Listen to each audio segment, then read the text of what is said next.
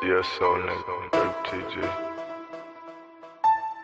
You know I wait for the commas. Money come back like it's karma. Snow bunny thick all the coming. God said ain't for no drama. Leave a broke nigga hating. You steady pushing that garbage. Got a slug in me first. She steady showing the cars. Kobe with all of my niggas. Shorty do all of my niggas. Snow bunny dripping with thickness. I tell her to hop in the whip. She get to grab my phone. I think she giving me digits. She get to grabbing my dick. I think she in love with a nigga. Henny ain't coming for cheap. MVP with the liquor. My whole crew for the conflict. Like we fucking with Twister. Big money, all that I know. I bring the show to the show. I bring the hoe to the show. Bitches, money and dro. You know I whip for the commas. Money come back like it's karma. Snow bunny thick all the coming. God said ain't for no drama. Leave a broke nigga hating. You steady pushing that garbage. Got a slug in me first. She steady showing the cars. You know I whip for the commas. Money come back like it's karma. Snow bunny thick all the coming. God said ain't for no drama. Leave a broke nigga hating. You steady pushing that garbage. Got a slug in me first. She steady showing the cars. I'm Kobe with all of my niggas. Shorty do all of my niggas. Snow bunny dripping with thickness. I tell her to hop in the whip. She get to grab my phone. I think she giving me digits. She get to grabbing my dick. I think she in love with a nigga. Henny ain't coming for cheap. MVP with the liquor. My whole crew for the conflict. Like we fucking with Twister. Big money, all that I know. I bring the show to the show. I bring the hoe to the show. Bitches, money and dro. You know I whip for the commas. Money come back like it's karma. Snow bunny thick all the coming. God said ain't for no drama. Leave a broke nigga hating. You steady pushing that garbage. Got a slug in me first. She steady showing the cars. You know I whip for the commas. Money come back like it's karma. Snow bunny thick all the coming. God said ain't for no drama.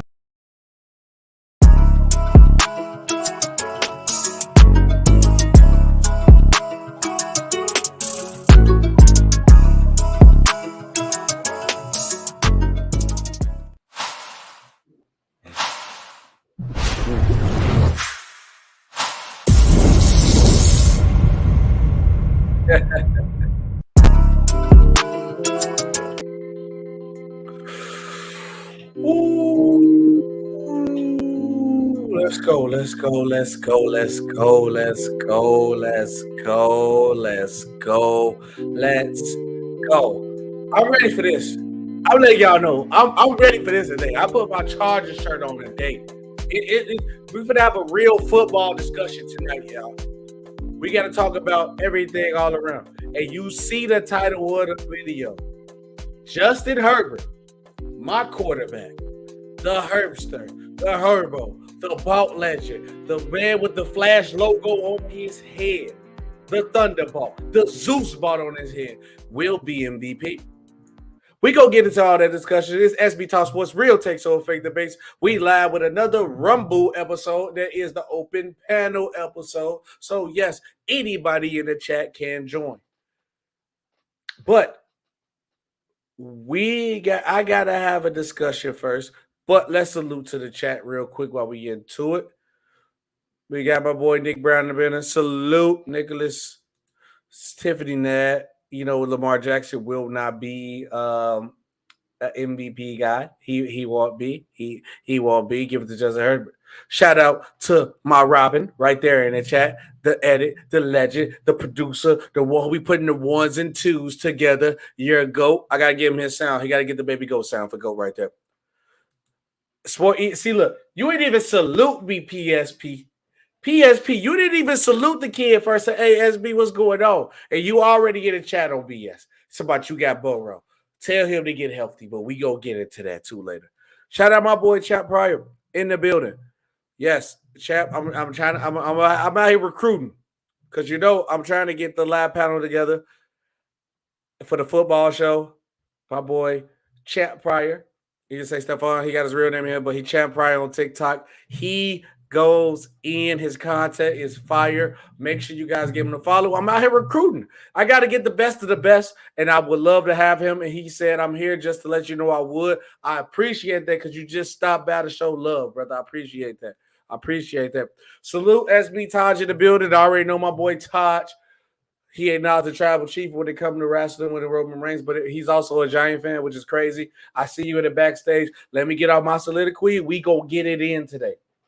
Salute once again. Salute Tiffany. That again. Don't say please. Don't say please to be Tiff, because you know your quarterback will not be the guy. Okay, he's not. He's not.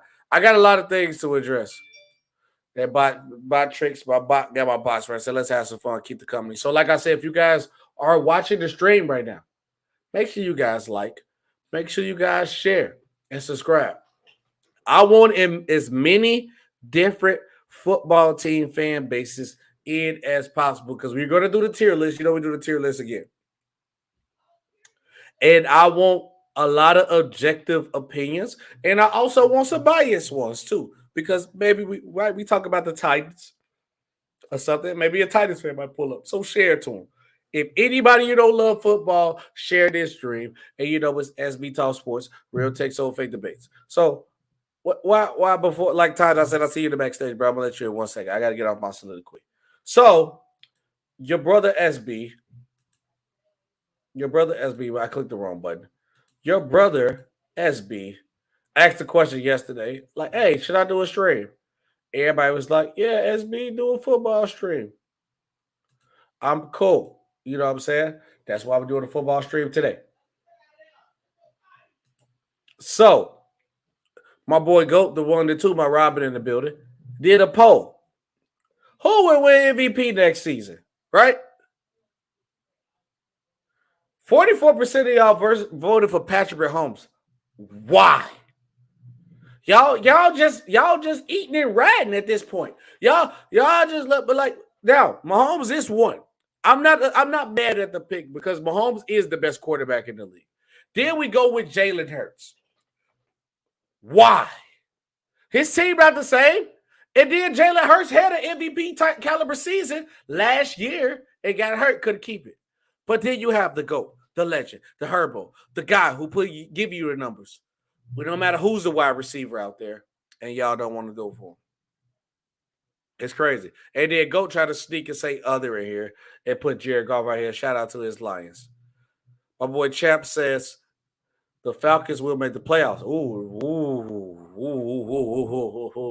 See, that's why I need you here, because you got to explain that to me. I'm sorry, you got to explain it to me. But then I progress. It gets worse, right? It gets worse.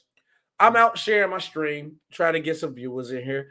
More football fans got to know I do basketball, and I talk everything on TikTok, but I do basketball. This is what I see. This is what I see. The 2020 stats, right? Of course, obviously it's completely biased, but I feel it's disrespectful.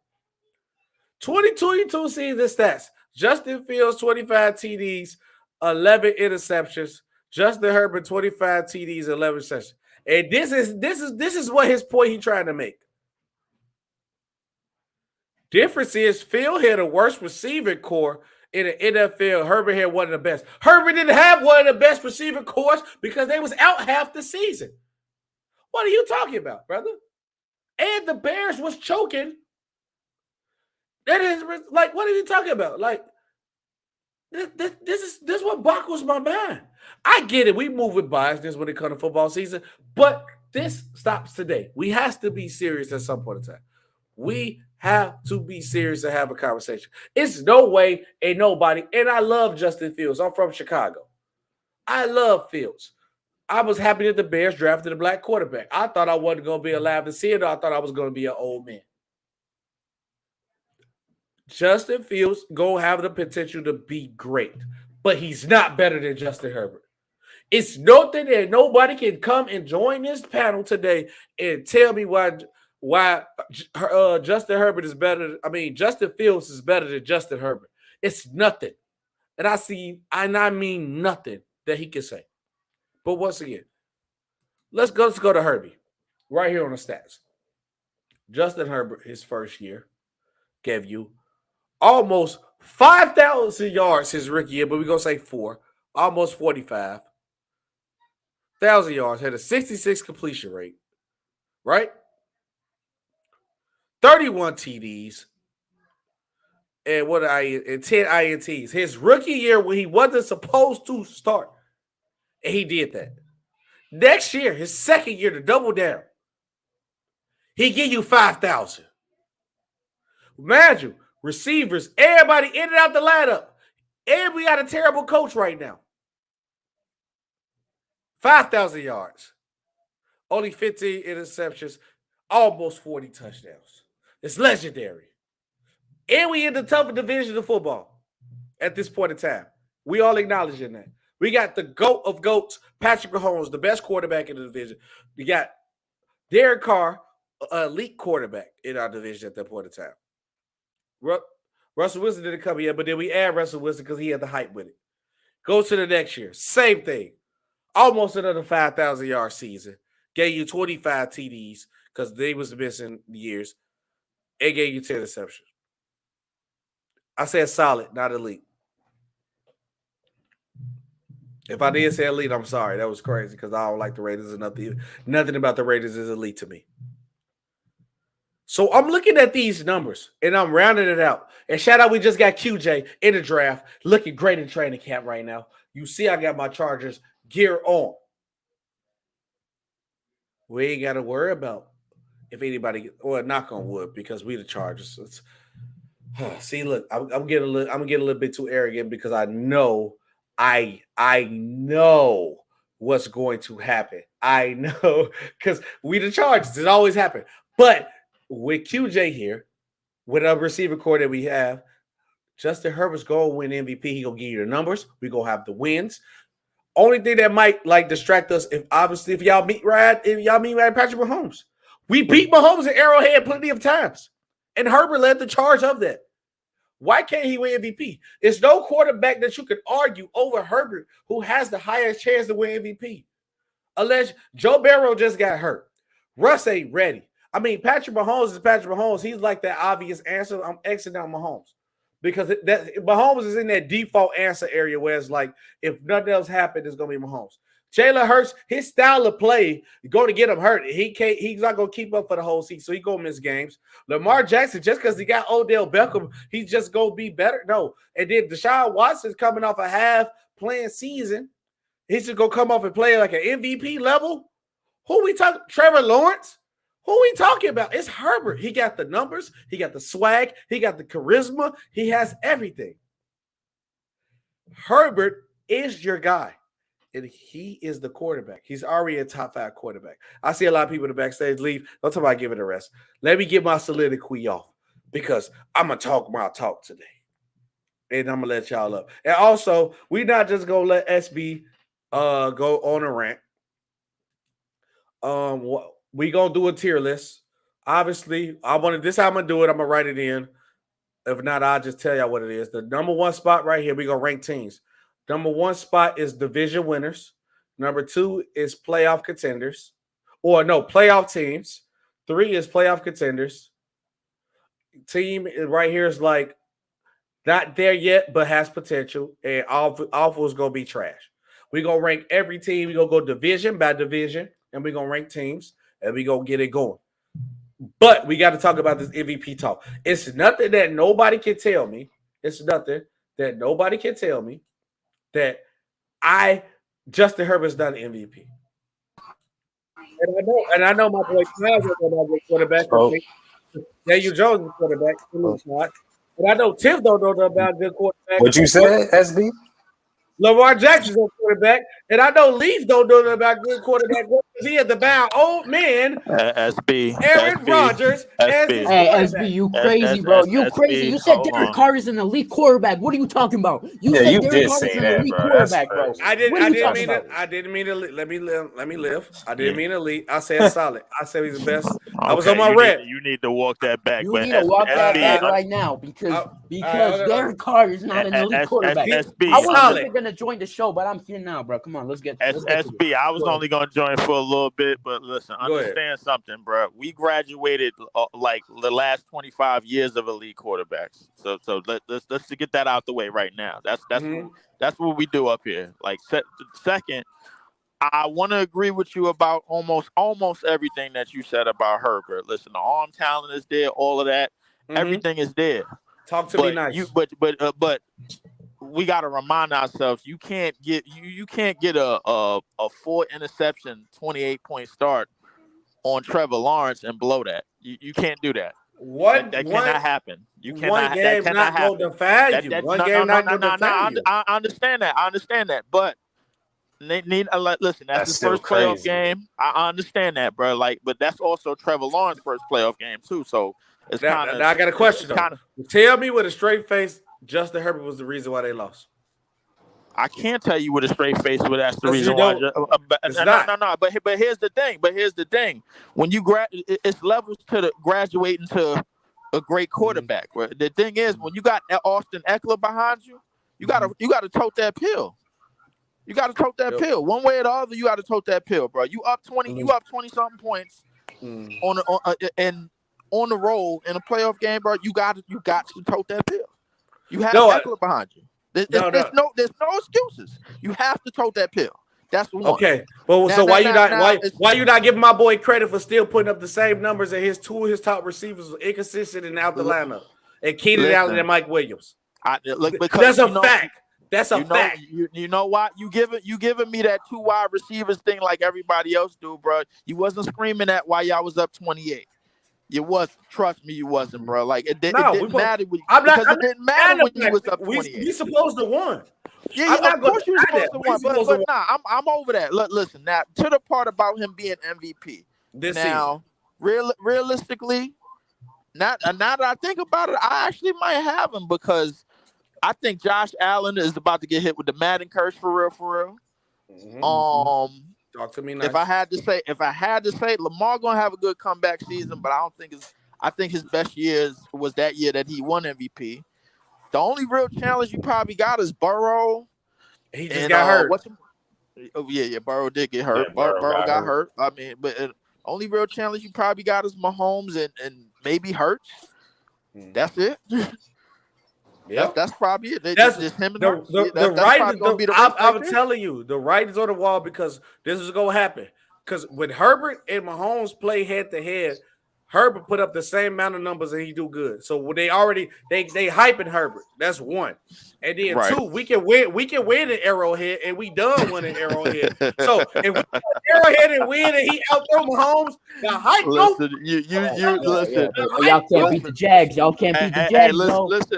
Listen. If lightning strike more than twice, bro, like I'm with you on that. Listen, if lightning can strike more than twice, I'm with you on that. The bottom line. Everything that runs through the AFC, particularly in your division, goes through Arrowhead. Everybody up in here knows that. You know that. Everybody in San Diego knows that. Everybody in LA knows that. Everybody in Kansas City knows it. So there's no reason to go back and forth about what is going to happen, what you can do. Are you going to do it? Like I said, if lightning can strike more than twice. Now, all I ask for anybody who just joined this panel to give me a legitimate reason or a legitimate person. I don't even care if you be biased. Because Tiffy, I know you're going to say Lamar Jackson to be biased. I know you're going to say Lamar Jackson to be biased. I actually wasn't. I wasn't. Okay, but tell me a quarterback that don't have a better. Because let's be what one. I'm going to tell you a quarterback, and I'm going to give you my division leaders. I'm gonna give you division winners before I leave, and I'm gonna give you a couple of quarterbacks outside of Hurts and Mahomes. Now we got to remember, up until the injury, other than Herbert, I'm gonna give you the quarterbacks. Now we got to remember, other than the injuries, Tua wasn't playing bad at all up until the injuries, bro. We got to remember that. Tua was in an MVP discussion. Okay, so we got to remember that writing is on the wall too. So. And the writing on the walls, he go get. I love Tua. I'm roll tide all day. We go do college sports too on this channel too. But I'm roll tide all day. But he gonna get hurt. He's gonna get hurt. You sending the injury guards after him? That's all right. It's a fact. What you want me to say? It's a fact. It's a fact. He like Anthony Davis. I see what you're doing. Josh Allen. It's cool. Champ, no way, champ. Josh Allen don't get it. It's cool. It's cool. I'm seeing what you're doing. It's fine. But look. I will say this: Tua before the injury, bro, was balling. It's obviously Hurts had one of his best years yet. Can he duplicate that? I think Hurts is probably the biggest question mark going into this series. Can he duplicate that? But with teams like Washington and teams like the Giants in the division, I think he can. Me personally, but and honestly, I'm gonna keep it a buck too. What's gonna help Herbert too is that we in the best conference of football, and I ain't gonna lie, it might help Hurts too because I got the best. Wait, hold on. He in the weakest conference and the weakest division. The Wait. Stop that. Stop. Wait, hold on. I said as a conference as a whole. The conference as a whole. Okay, so the Raiders. So what? So the Raiders and the Broncos are the Bears and the Lions of our division. That's what you're telling me? Yeah, you got the Raiders in your division. The Raiders are not good. The Raiders are not going to be good. Not going to do nothing. So all right. Yeah. So what you got the Broncos doing? Nothing. Nothing. Okay, even with the new coach. No, they gonna be no. Look, you. I got my shirt on, so I'm being a fan. But realistically speaking, they gonna be better. They're gonna be better. Okay, all right. So Denver will be better. So okay. Salute, Robbie. You got Dallas. What's going on, SB? What's going on, brother? So you got Dallas with it's a Bears fan. Hold on. Listen here. You leave my Bears alone. Hold on. Hey, Robbie, I got a question, man. Hold on, wait, before you go, I got a real question. I have a question. Why are they disrespecting Justin Herbert like this? You know, and I know as a Bears fan, Justin Fields don't belong in the conversation with Justin Herbert. Be honest. I mean, he don't. It's not that. It's just I think we put Justin Herbert. He's gonna be better. We putting Justin Herbert somewhere where he should. We think he could go. It's just not right now. He's top 5 right now. Yeah, absolutely. But who's the top thing 5? is, but Herbert is top 5. But listen, he 5, but he top 5. He 5. I don't have him in the top 5. I got him in the top 10. What 6 or 7? Yeah, I would say 6 or 7. I can respect that. Only because of the fact that you got Herbert. I don't know who put out this out this little fan graph, but this year, and I don't know who came up with the projections or anything like that, but they've actually got Herbert sitting, or not Herbert. They got Justin Fields sitting in the 6th spot behind all these quarterbacks. Behind Mahomes. In the 6th spot? I don't know about that. In the 6th spot for this year, just for this year. I don't even think Bears fans agree with that shit, bro. Like, that's kind of crazy. I don't. I think that was a little too high because he was just behind Lamar Jackson, which I was like, you know what? I don't.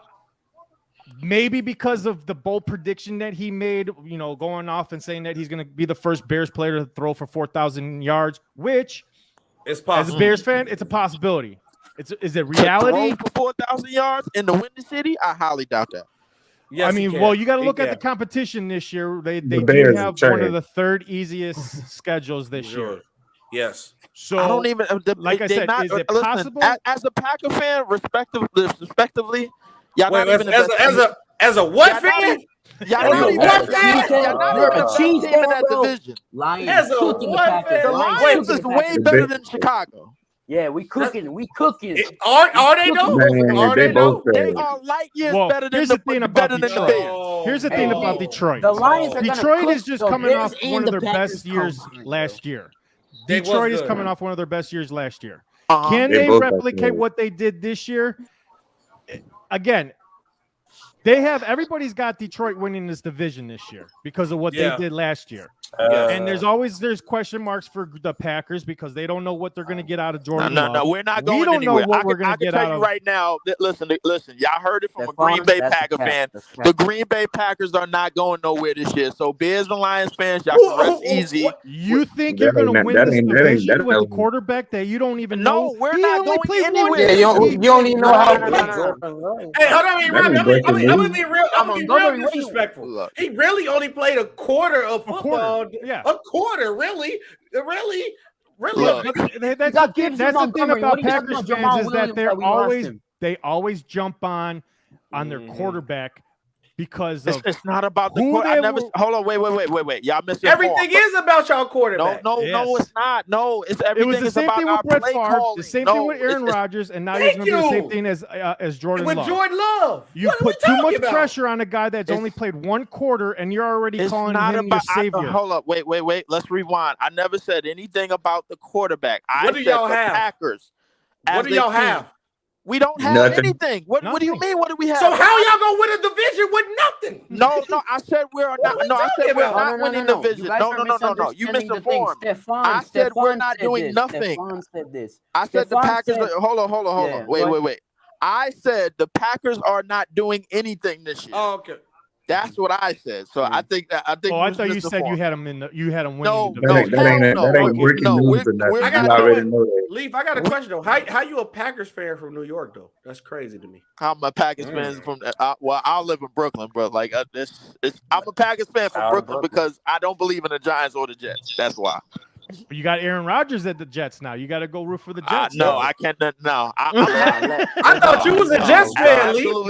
Absolutely not. I refuse, bro. Look, I've seen this episode of Friends before. We sent another quarterback over there some years ago, bro. We all seen how that turned out. So like, I'm not doing that. Listen, my Green Bay Packers. My Green Bay Packers are not doing nothing this year. However, the Chicago Bears are not anywhere near better than the Lions. Just fact. What? What are you talking about? They are not better than the Lions. Okay. Hold That's on. a hot take right there. Bears are not better than the Detroit Lions. Hold on. The Bears won the. Hold on. What are we talking about? As a Lion fan, this is going to be a very close. It's going to be competitive. It's going to be competitive, but I feel like my team's going to win at the end. I feel like we're going to be on top, and the Bears are going to be second. The Bears won the offseason. The Bears won the offseason. But they're still not better than us. Bears won the offseason. What does that mean? I don't think. I'll tell you what that means, because as a Bears fan, you gotta understand what the Bears actually did. They traded their first round pick to Carolina to get their number one primary receiver in DJ Moore. Then they went out in the offseason and look at what they did with the defense and both on the offense. They shored up on their offensive line. That offensive line is going to be a lot better than it was last year. The defense, mark my words, this defense is going to remind everybody of what the monsters of the Midway are going to be like because of what they added and everything else. Yes. Are you really hyping up the Bears right now? Yes. Yes, because of the. Okay. I mean, SB, you not on this, bro. No. And what's going around the league is that this team is primed to either contend in the division and go to the playoffs. I would have the Bears going to the playoffs this year. I'm gonna give my division winners. I'm gonna give all of my division winners, bro, this year, and then I'll call it a wrap. But now everything that's going about this year, this all started with SB going about this whole MVP chant with Herbert. I think it's possible. I just still think it's a little bit early. He will win MVP someday in this league. I will say that. That's the one thing I dislike about Herbert is look at the division that he's in and the quarterbacks that he's around. I don't think he's going to be primed for an MVP season as long as he has Mahomes in his division. Again, we got question marks about Russell. See, that's my problem right there, bro. We already got the division excuse, bro. Like already built in. Y'all use the competition excuse all the time. That was a problem. We got the best division. We literally got potentially the best division of football. Well, I wouldn't say the best division because I said potentially. Y'all got the best division. Y'all got the best division. Y'all still made the playoffs and blew a 28-point lead. In Kansas City, it just makes it just makes it look better than what it really is. What you mean? He's the best quarterback in football. I understand that. I understand that. But y'all talking trash about y'all division. Y'all talking trash about y'all division. Y'all won the division, got to the playoffs, and still blew a 28-point lead. We didn't win our division. I'm saying. I ain't meant to say win y'all division. What I'm saying is y'all got to the playoffs and still blew a 28-point lead. It wasn't. And I asked everybody again. Was it Herbert's fault that we blew a 28? He's on the team, ain't he? It's part of his fault. Yes. I wouldn't. He's on the team, man. Fault on Justin Herbert. That was mostly a defensive That was defensive. That was and our defense coaching. that fumbled that off. Nah, I disagree with that because he wasn't scoring either. He wasn't scoring either. Once they got them 28 points, that was it. SB, what you got to understand, bro? Like at the end of the day, Eckler need that ball. You got to tote that pill. Like that's coaching. Well, I was just gonna say that Mingle, when you brought that up, that was all coaching. That the coaches didn't continue to call the plays or the right plays for Herbert to continue to throw the ball. I think that's where that second half it kind of just fell apart. That's all they needed to do. So let me ask, so the Chicago Bulls thing. So the Chicago Bulls fan, let me ask you this question then. So if you're gonna say that it was all the coaching and the coaching had played the biggest part, so if they would have won that game, who would have won the game then? Who would have got the credit? Is what I'm asking. The team wouldn't be Justin Herbert. No, the whole team. No, it would. I think if they would have won that game, they would have been talking about Justin Herbert. You would have had to give it to the coaching staff, but that's neither here nor there. I want to mention my division winners, and then I'm out. Division winners. All right, so I got AFC. I got who I got. I got the Dolphins for the East.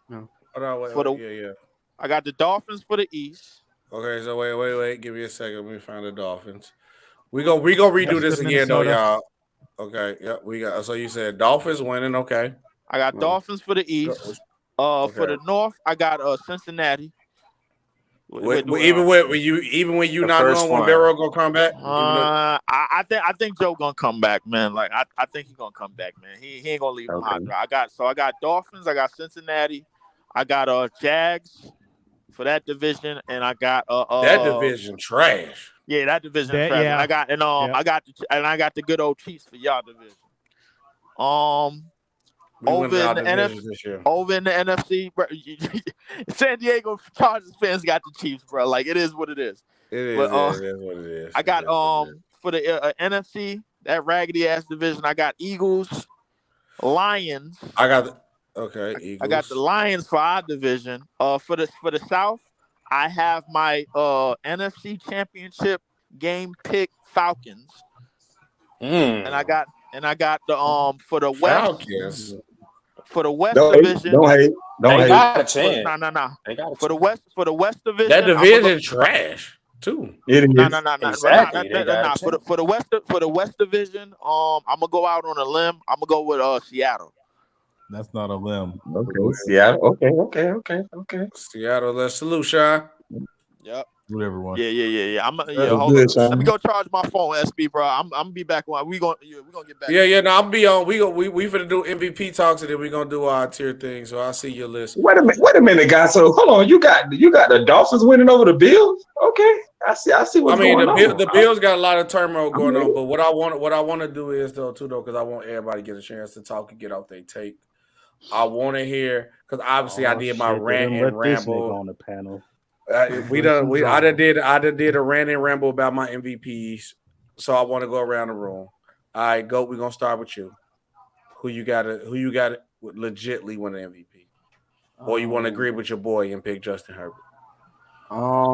Justin Herbert is definitely a contender, serious one. I'll probably have him second, but I got Mahomes, Hurts. So I got Mahomes, Herbert, Hurts, all in like good contention. I feel like one guy that's going to be underrated and that might be in talks is going to be Tua if he doesn't get injured, but that's a big if. And yeah, okay. I was gonna be biased and say Jared Goff, but no, that's just a joke. Yeah. Hey Todd, you next, and you cannot pick Saquon Barkley from your Giants because this is a quarterback award. And we know it's a quarterback award. So, and we know Danny Dimes is not that guy. So, all right, who you got? Who you got? Who you got? Who you got? Mahomes. Fight back, Todd. Why y'all just go with the basic best guy in the league answer? Whatever, it's cool. Mingle Jester. I mean, because it might be true. It might be. No, true. Mingle Jester. Once again, hey, I know you.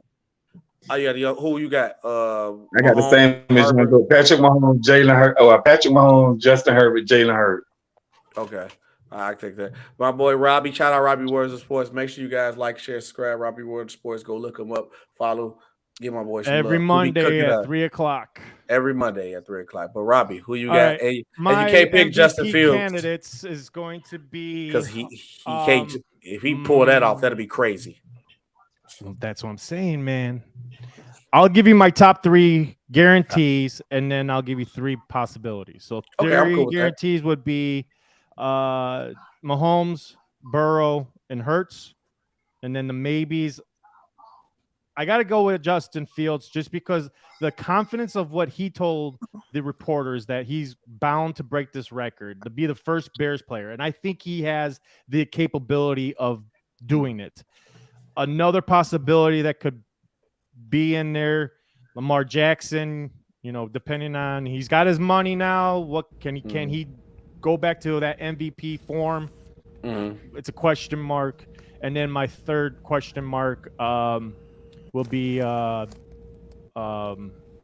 Bills quarterback Josh Allen. All right. If they could keep it together. Like you said, there has been Mm-hmm. turmoil right now, but I think every team has turmoil during the training camp. So, Bang. Justin will win. Justin Herbert. All right, Tiff. We know your boy Lamar Jackson not gonna win MVP. He got to watch the wide receiver. So we want to hit out of that cap. We want to hit out of that cap. We want to hit out of that cap. Ask me first of all. Who gonna win MVP? First of all, Lamar Jackson doesn't have to win MVP. He has a unanimous MVP. He doesn't have to prove anything. What did he do with that, Tiffany? What did he do with it? Hey, tell him his team blew a 28-point lead. Tell him that. I actually have Tua, Jalen Hurts, and Patrick Mahomes. See? Why you picking Tua? You know he ain't been healthy. Yeah, well, I think you're not picking Herbert just to spite me. I am doing it just to spite you because you was being nasty to Lamar Jackson. I'm doing it on purpose. That's crazy. Look, sometimes you got to turn the other cheek. God told us to turn the other cheek sometimes. All right, got my boy Sean, the Saints Buccaneers fan. I don't know where you at right now, Sean. And Sean, we got to chop it up too. I got to hit it. I got to hit you up soon. But who you got? Yes, first of all, don't put that stuff out on the internet. You know this last yeah.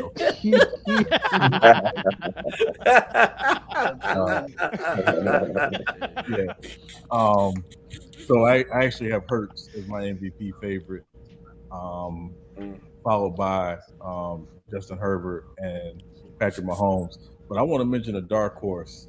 Okay. Don't take mine. Jared Goff, if the Detroit Lions win the division. Yes, sir. Yes, sir. W pick. That's a great pick. I'm picking Justin Fields before Jared Goff. I ain't gonna hold you. I'm not mad at you. I'm not mad at you for saying him though. You just. I'm not. I just said I'm not mad if he picked it because I understand that. I'm not mad if he picked Jared Goff. Yeah, and it's only if they win the division. Mm-hmm. Yeah. Because he's probably gonna have a really good season. He may not have the craziest numbers, but if they win the division, something that Detroit. I know, man. It's a big if. It's a big if because the Lions are Lions. I'm a Lions fan. I'll just say straight up, Lions are Lions. So you never know. Yeah, but I would not sleep on him winning the MVP as a dark horse candidate. Okay, I like that pick. Although my boy Chap Pryor said, "Do y'all think?" Before I get to McDuff and True to King, I want to know y'all MVPs. I know there's gonna be a lot of cap with this 49er and this Patriot fan, but we gonna get to that in a second. Do you think Mike McCarthy will be fired after this season? He still got a job? Oh, my fault. Go ahead. Yeah. Unfortunately, yeah, he do.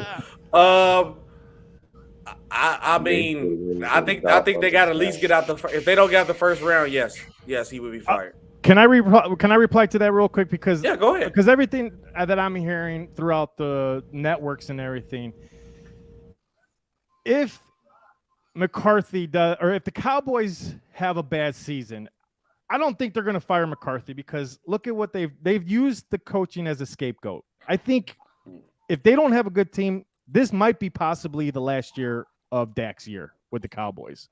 Mm-hmm. I honestly think there's next year is going to be the scapegoat of Dak getting let go. If he can't perform at the highest level and be that guy that can get him past over the hump in the playoffs, and if he can't do that, then he's gone. This is because everything is riding on him this year.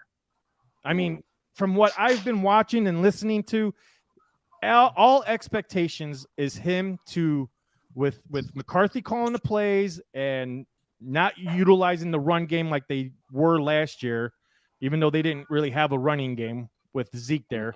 But I think if he doesn't have an overall good season, he's going to be he's going to be the one out, and then possibly go look for his replacement in next year's draft. Can I throw a slight? Go ahead, Sean. Go ahead. I think if they don't make the playoffs, McCarthy is out.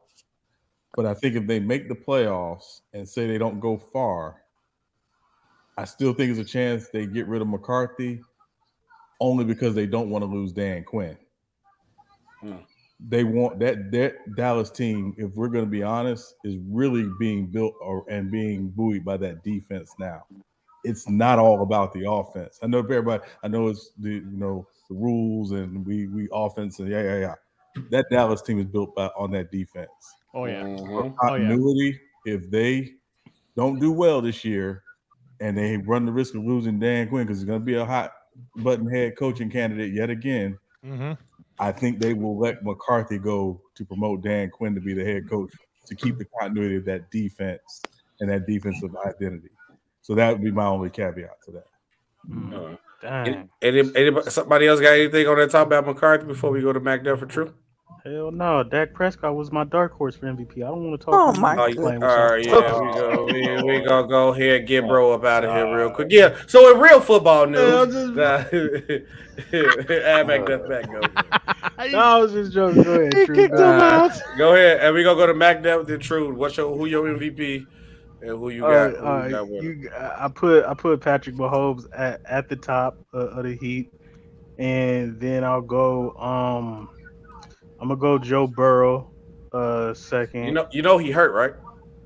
Yeah, he'll be back. It's precautionary. I think he'll be fine. Yeah, he'll be guard. I put him second, and then sincerely number 3. And Justin Herbert knows about this guy. I'm putting Sunshine. number 3. Oh my God. Trevor Lawrence. I think I told y'all the Jaguars last year was going to make the playoffs. I think they take a bigger leap. The dark horse and who can run everything is Lamar Jackson. I think Lamar Jackson is probably the only dark horse out there. You only saying that because Tiffany. We got a lot of no response. We got a love affair in the room. We got a love affair. Yeah, he trying to take care. I don't love affair. He likes Lamar Jackson. Man. First of all, he never disrespected him. He likes Lamar. Yeah. Crazy. Go. All right, True. Who you got? You can't vote for Mac Jones because he's trash. He is. I mean, what you want me to say? Here's the kicker. Here's the kicker. He trash. Oh, you hear me? Yeah, we hear you. Go ahead, True. I'm not gonna say. I mean, clearly it's a quarterback award. So I'm not gonna entertain about other players. I feel they should get it, but I got Lamar Jackson. I got Tua. And let's throw a different name in there. I think I can get it. Let's throw a different name in there. Unpopular name per se. That can get the MVP. Who you got? Come on. I'm not gonna. Just say Justin Herbert. I know it hurt your soul to say it. Just say Justin Herbert. He's not getting it at all though. So I don't know Brock Purdy before Justin Herbert. That's why I also want to come up here too, because let's be totally honest. I don't see Justin Herbert ever will win an MVP in the NFL. What? Dang, you could have said something a little bit nicer than that. That's crazy, True. Geno Smith is my third. And can he go backstage real quick for that? Yeah. Geno, he did. That was crazy. I was just playing. I was just joking about that. Listen, Geno Smith, he's the best quarterback. He's one of the best quarterbacks in the NFC. Say it with a straight. Say it with a straight face, True. So who you got with MVP?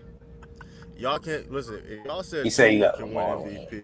Y'all said Tua can win MVP. Y'all heard I heard Jared Goff can win MVP. Why not Geno Smith can win MVP? So we ain't gonna sit there and do that now. I got one. I got one good reason Yeah, because Geno Smith ain't about to win. Man. He's gonna have to face the number I say one a dark defense in the horse. league twice. I didn't know they played Philly twice, but okay.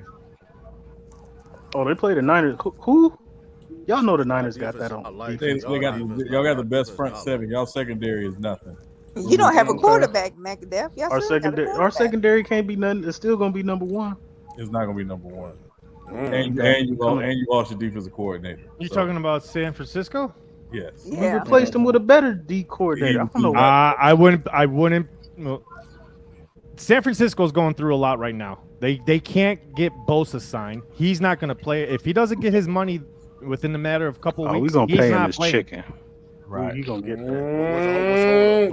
And he's a big asset to that defense. So if he doesn't get his money, you lose him for the whole season. He's the biggest asset to our defense. Like not a Right. he's the squad. Like he's not the squad, but he's your best defensive player. He's your best defensive guy. He's our best player on the squad. He's our best player. Like, I mean, Christian McCaffrey might have something to say about that, but okay. Ooh, McCaffrey, yeah. I think we'll be all right though. Yeah, but y'all are playoff. Geno Smith as the MVP. I ain't never seen a team that could be consistently good without a quarterback. That's crazy to me. Well, the thing is, and the reason why I saw Nick Mullins be successful in that system.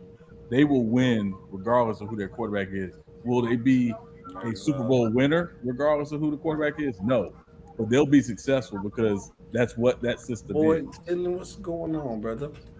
That's crazy. Hey man, Mike's son gotta get a job done, man. Yeah.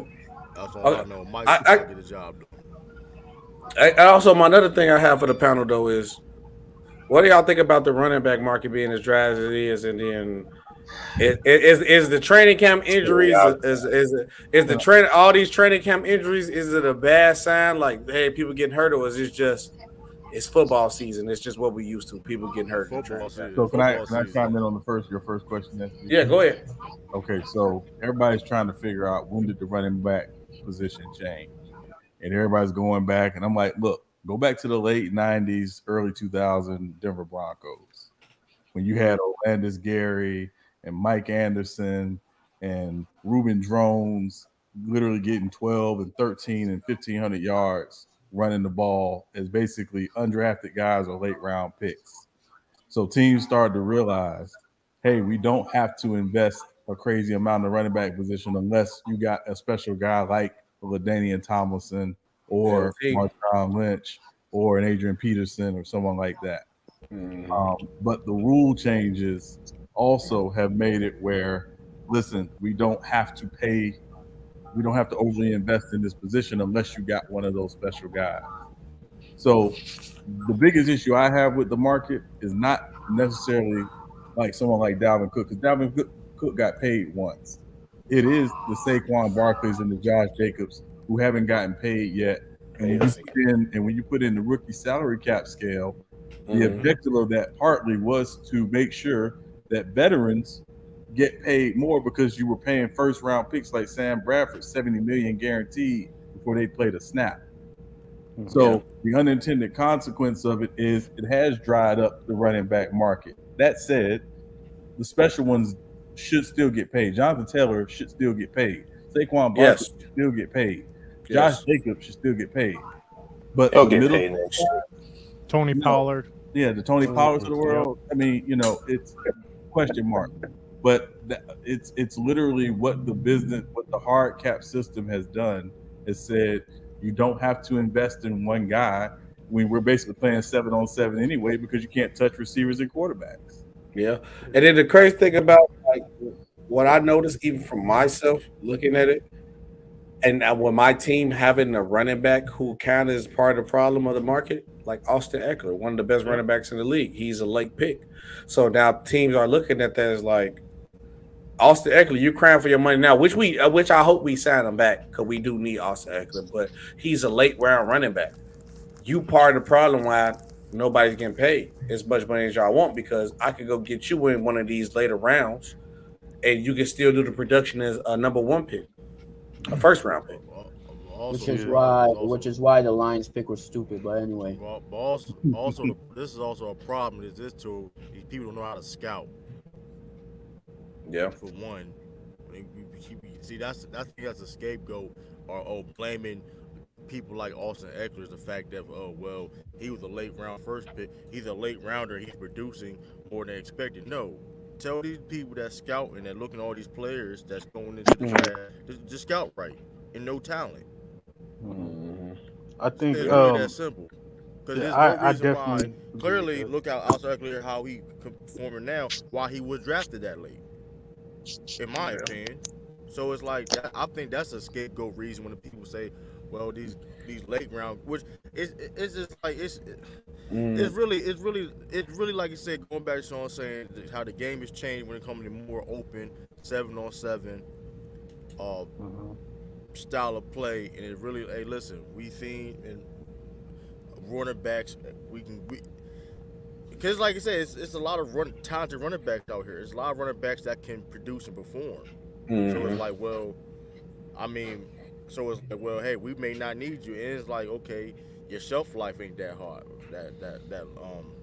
I was gonna harp on that. I think a lot of in the history shows running backs don't really last that long in the league. Once you get 30, it's like it's over for you. So that is a narrative too, that they don't want to pay him that much because they're going to be done by 30. But also, I want to ask the panel this as well.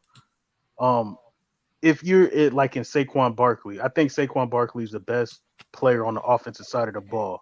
You should pay him because you should know that Daniel Jones needs him in that offense. Yeah. So do general managers, the question is, do general managers know that, hey, my quarterback is not that good, so I need this running back? I need Derrick Henry because Tannehill sucks? Or do the owners just care about the money so much that, hey, we're going to pay this garbage-ass quarterback even though our running back is the key to our offense? Yeah. And I think, and Taj could attest to this because he's the Giants guy, I think Daniel Jones actually played chess with the situation because he put the Giants in a situation where you have no choice but to pay him because the Giants could not afford to lose Daniel Jones. We all can agree, even Taj can agree, Danny Dimes is mediocre. But for the Giants, he's worth more than mediocre value because you can't just afford just to lose a quarterback, even if I have these quarterbacks out the blue like that. I don't think Daniel Jones was playing chess. He wasn't playing chess. They just have to pay him because the quarterback is the most important position. That's it. I think they jumped the gun. Daniel Jones was playing checker, bro, not chess. I think they jumped the gun on that. I think they should have waited a couple more years. They had to pay him. They messed up on that. They should have paid. They should have paid. They should have paid Saquon. We all can agree on that for sure, Rob. Yeah, for sure. We all could agree that Barkley should have been the first one to paid.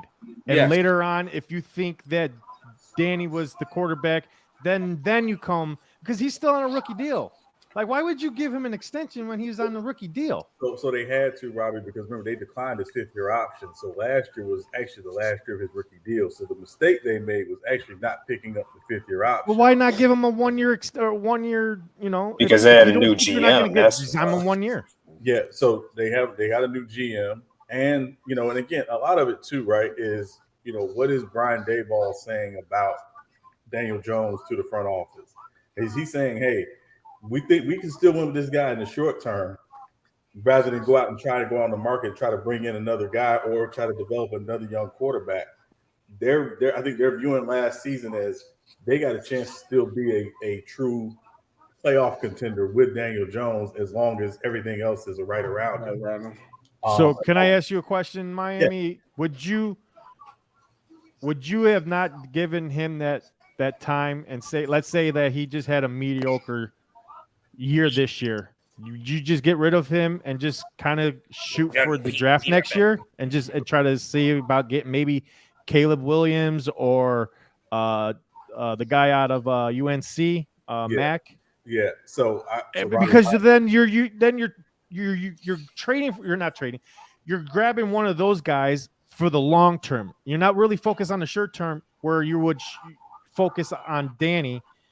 I think that's where they made a mistake. You jumped the gun by signing him because you don't know what you're going to get out of him just yet.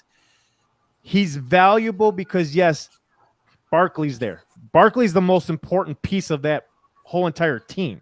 Agreed. So that's why I say you pay Barkley and then see what he can, if he can continue to progress while you have Barkley. And if he doesn't, then you can move on from him and go ahead and get Caleb Williams or that UNC guy, or even the guy from what's the other school I'm thinking? I can't get it out of my head right Drake now. May. But that's the guy from UNC. Anyways, but you go out and get one of those guys where you can use them and develop them for the long term, because you're not really seeing anywhere you're going to go with this team, with the Giants team. I don't think they're not going to compete in that division. I think the Eagles are always going to win that division. Oh no, it's the Cowboys could be possibly a second best team in that division, but then it's like you got Giants and I mean, so to answer your question, Robbie, Redskins. I mean, yeah, Commanders. Yeah, the commies. Yeah, the Commanders. Sorry. Yeah, no. Yeah. So to answer your question, when they decided not to pick up Daniel Jones' fifth-year option, to me, when you decide you're not going to pick up a player's fifth-year option, let him go.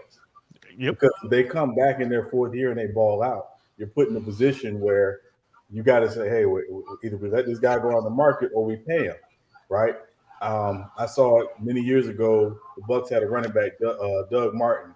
They declined his fifth-year option because he had gotten suspended for PEDs. Didn't have a good year the year he got suspended. He came back the next year, had a 1,400-yard season, but they didn't pick up his fifth-year option, so they were forced to pay him. And then they ended up having to let him go because he wasn't good after they paid him. So I think it's one of those things where when you decline the fifth-year option, just let him go. Just get rid of him. Yep, I agree. I like Daniel Jones, though. I think he's good. So, and here's the other thing with Daniel Jones. I think Daniel Jones is really, and I say this with all due respect, it's the Alex Smith conundrum. You can win with him, but you're not going to win because of it. I could see that. Agreed. Yeah. I agree with that. Agreed. Yeah. And so I think that's where they are. It's like, yeah, we can win some games with this guy, but is he our true long-term future? No, because I think if he were, he would have gotten paid at the fifth-year, $55 million mark that we saw Jalen Hurts and Lamar and other guys get paid at.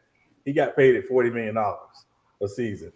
So that tells me they don't necessarily see him as the long-term quarterback like these other teams see those guys.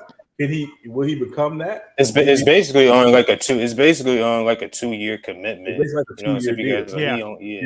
So he's really kind of a gap quarterback, but they don't have the heir apparent on the roster, and so maybe they will be in a position to get one of those guys, Caleb Williams or Drake May.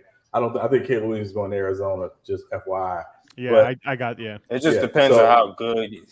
It just depends on what the Giants do. Like if Daniel Jones does good, then you know what I'm saying. Then probably most likely, the Giants will make the playoffs if he does good.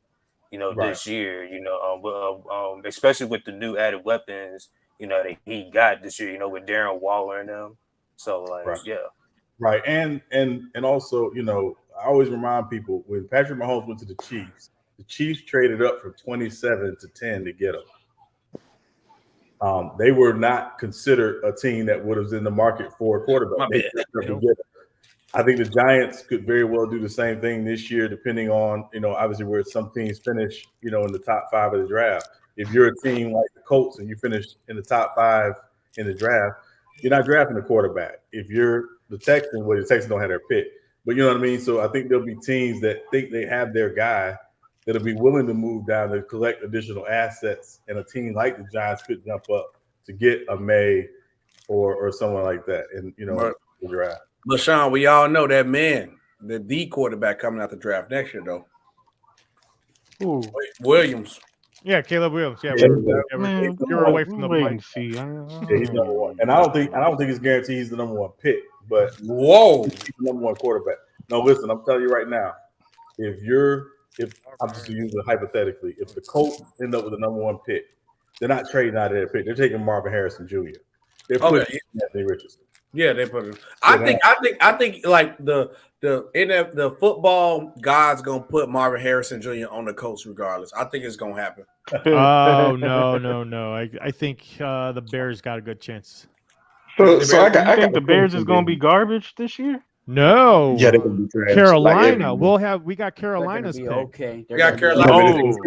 Okay. Carolina has a sucky year with the rookie quarterback. We have a top 5 pick, and if we get a top 5 pick, you bet your ass that the Bears are going to go get I can see that. Marvin Harrison. And they still gonna be trash.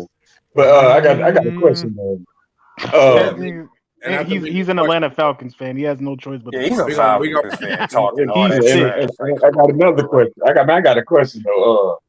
So if they do all that, and say for instance they do get rid of Daniel Dimes or Danny Dimes, whatever y'all want to call him, Dandy Pants. does that mean they re-sign Saquon Barkley then, or does that mean they like sign him to another 1 year? See, that's a good Saquon question. better get his money. He's stupid. I wouldn't have signed the contract that he signed now. No offense, but I think Saquon is going to get his money. He's one of the better running backs. I think Brandon Jacobs is going to get his money. It's just they gotta deal with the politics. Yeah, that's right. Yeah. Hey man, they need to change that. They need to change that franchise tag jump too. They need to get rid of that. That money. Not maybe 1 year, but they're not signing to a long. They're not signing. No running back is getting paid. Their cap situation sucks. So who do you think is the fault for all that? Do you guys believe that the quarterbacks are to blame for taking all the money from the running backs? No, it's the owners. I think it's the 2 things, Robbie. I think one, it goes That's back Mahomes. to when they decided to put in the rookie salary cap scale. They did not realize at the time it was going to hurt the running backs because running backs used to get paid coming into the league. Yes, back in the 90s, in the early 2000s, they did. You got your money. So they didn't realize it was going to hurt that position as much as it has. It's the only position where the franchise tag has actually gone down. Every other position, the franchise tag has gone up every year. Yep. Because of the league that we're in. It's like you said, it's a quarterback-driven league. With wide receivers, and we're seeing it. We're seeing these guys get paid big bucks to play the game, and like you said, the running backs are the ones that are getting hurt by it because, they're doing most of the heavy lifting for the squad. They take a lot of the punishment than anybody else, and they're still not getting paid. Yeah, and I'm trying to think of the last 5 champions by year, and I'm gonna see who had a dominant running back. We'll go ahead, Sean. I'm gonna look this up real quick. No, you're fine. No, I was just gonna say, I think to that point also, I think the other part we haven't talked about enough is we talk about the NFL being a league where you go out, you ball out, you get paid on what you did, but also what they project you to do. The running back position is the one position where you can say, well, we think you're going to continue to take this pound, and so you're not going to be worth the contract we would give you. So go find a cheaper option. Well, you don't know what a guy's going to project to do because there are some guys who, crazy enough, actually still carry the ball late in their career and are very effective. Marcus Allen was still late in his career. Now, he didn't play for 3 years with the Raiders, even though he was on the team. That was part of it, but he was still very effective. So this whole idea that the number of carries you get, or once you hit, I think it's 3,000 carries that you're done. That's an easy number to use, but they're doing this at 1,500 carries, saying, "Well, you got much left in the tank, so we're letting you go." Yeah. Even though, like you said, Robbie, you're taking the pounding for 4 or 5 years, but you're carrying and touching the ball 350 times a season, and now they're saying, "Well, yeah, you got no tread or very little tread left on the tires." Yep. And I'm looking at the last champions. So we have the Chiefs, obviously, don't have a dominant running back. The Rams, the year before, I don't believe had a dominant running back. The Buccaneers, who they had, the old guy, he put a dominant running back. They had Leonard Fournette. They had Rojo, though. Was he dominant though, Sean? I ain't gonna lie, he was a heavy part out, but was he dominant though? But hold on, in the playoffs, he was, because there were games where he had more rushing yards than Tom Brady had passing yards. Yes. So would you want to count that? I would say in this instance, for playoffs, yes. But he is older though. I'm saying, so would he be worth like getting the contract? I think because of his age, I think he disqualified, even if he was dominant. And that's because I think someone made a valid point about that. Like today, we're seeing more of a running back carousel because now that, like you said, someone said it, the age of the running backs are starting to dwindle. Like they're now coming into the league when they're 23 and they're only playing till when they're 26. So you're actually getting these running backs for 3 to 4 years, and that's it.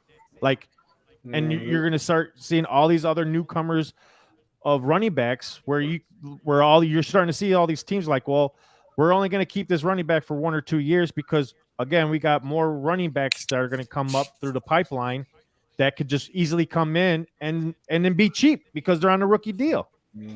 So that's why, again, we have a problem of not paying our running backs because you see these owners and these GMs be like, you know what? Let's just draft this quarterback. We'll keep him for 3-4 years and then wait for the next wave of running backs to come in, and we'll be in that line of grabbing one in the first or second round and then keeping them. Be moving, because they feel like they could just replace them and hit the other running back and do the same job, and that's not necessarily and reinvest that money into the quarterbacks, the receivers, and anybody else. How many offenses are built around the running back? Because if there's not a lot of offenses that's built around the New York Giants. It really is a lot of. How many though? That's one. I'll give San Francisco. I'll put San Francisco up there. We run the ball. Y'all got two running backs, but we got about 4 with Josh Genie. I say you got a good about 4 or 5 teams that rely on Josh Jacobs. So does that devalue the running back position because hey, we're not building an offense around you. We're building offense around our quarterback because that's what's trending. Do you think that has a? I think that's part of it, but also it's not so much that you're building it around the running back; it's the type of running back. Because let's look at Alvin Kamara in New Orleans. He's their best offensive player. Best part of that offense, but it's not just because he runs the football. It's because of his ability as a receiver. He's a receiver, really. He's basically like Marshall Faulk for the Saints. Yeah, shout out Marshall Faulk. Yeah, that's why he got the money because of his receiver capabilities. Right. So he got paid part because he's a dual threat guy. Same with Christian McCaffrey. Now Nick Chubb, we didn't know why he brought him up. That offense in Cleveland is built around Nick Chubb. They paid Deshaun Watson $230 guaranteed. They want to be more open, but let's be clear: in Cleveland, in December, it's Nick Chubb's ball. Yep, Nick Chubb too. Yeah, no, you're right about that. Jonathan Taylor with the Colts. Exactly. If you look at all the, especially with a rookie quarterback, that's gonna be sad if he don't get if he comes into and don't get paid. I wouldn't touch the ball if I was him. I got a rookie quarterback that can't throw, that can't do nothing. You finna try to run me into the ground? Hell no. Speak up louder. Y'all can't hear me? No, I'm talking about True. True is okay. True, yeah, it's about True. But well, speaking of that too, while y'all go ahead, I'm setting this up real quick. I want to get the top row. Obviously, that's the team who gonna win that division. Okay. The Texans. Hey, you disrespectful. The second row gonna be a play. Second row gonna be for playoff teams. The third row gonna be for the playoff contention. Cardinals. You disrespectful. No, the Cardinals are awful. I was thinking out loud.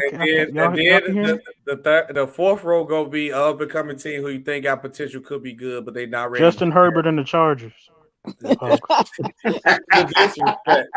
And then ours is the awful. So, all right, we're going to go back to the Cardinals. We're going to go back to division winners first. So, obviously, you see I kind of organized everything by division. I think I did everything right on top of the head. So, the first division we got is the AFC West. We go all start the cap. Let's start the division winner. And I said Herbert going to win MVP, so my vote goes to the Chargers. Robbie, who your vote go to? Y'all not winning no division. Like, come on, bro. I gotta go with Kansas City. They're always going to be in that top division. Hey, Justin Herbert would never win MVP because of Patrick Mahomes plays for Kansas City. By the way, he would never win it. It don't matter what. See, he had 5,000 yards with 48 touchdowns. Oh shit! If Patrick Mahomes playing for Kansas City and he's producing what he always doing, he would never win MVP. That's the disrespect. Man. It's not. That's my. I mean, no disrespect. Man, Justin Herbert, man. Hey, yo, SB. Herbert, listen. Justin Herbert can be a first ballot Hall of Famer. My reasons why if he played for the Chargers rest of his career and Patrick Mahomes playing for Kansas City, and you know what Patrick Mahomes does, he always gonna get compared to what Patrick Mahomes does. You know what I mean? He gonna have to beat him a couple of times though.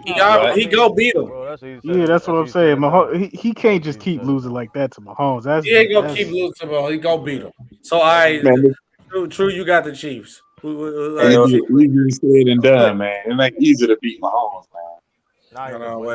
Salute my guy. What's up, boy Wonder? New sub here. Just see PC versus FIF debate and saying you was a D Rose guy at the time.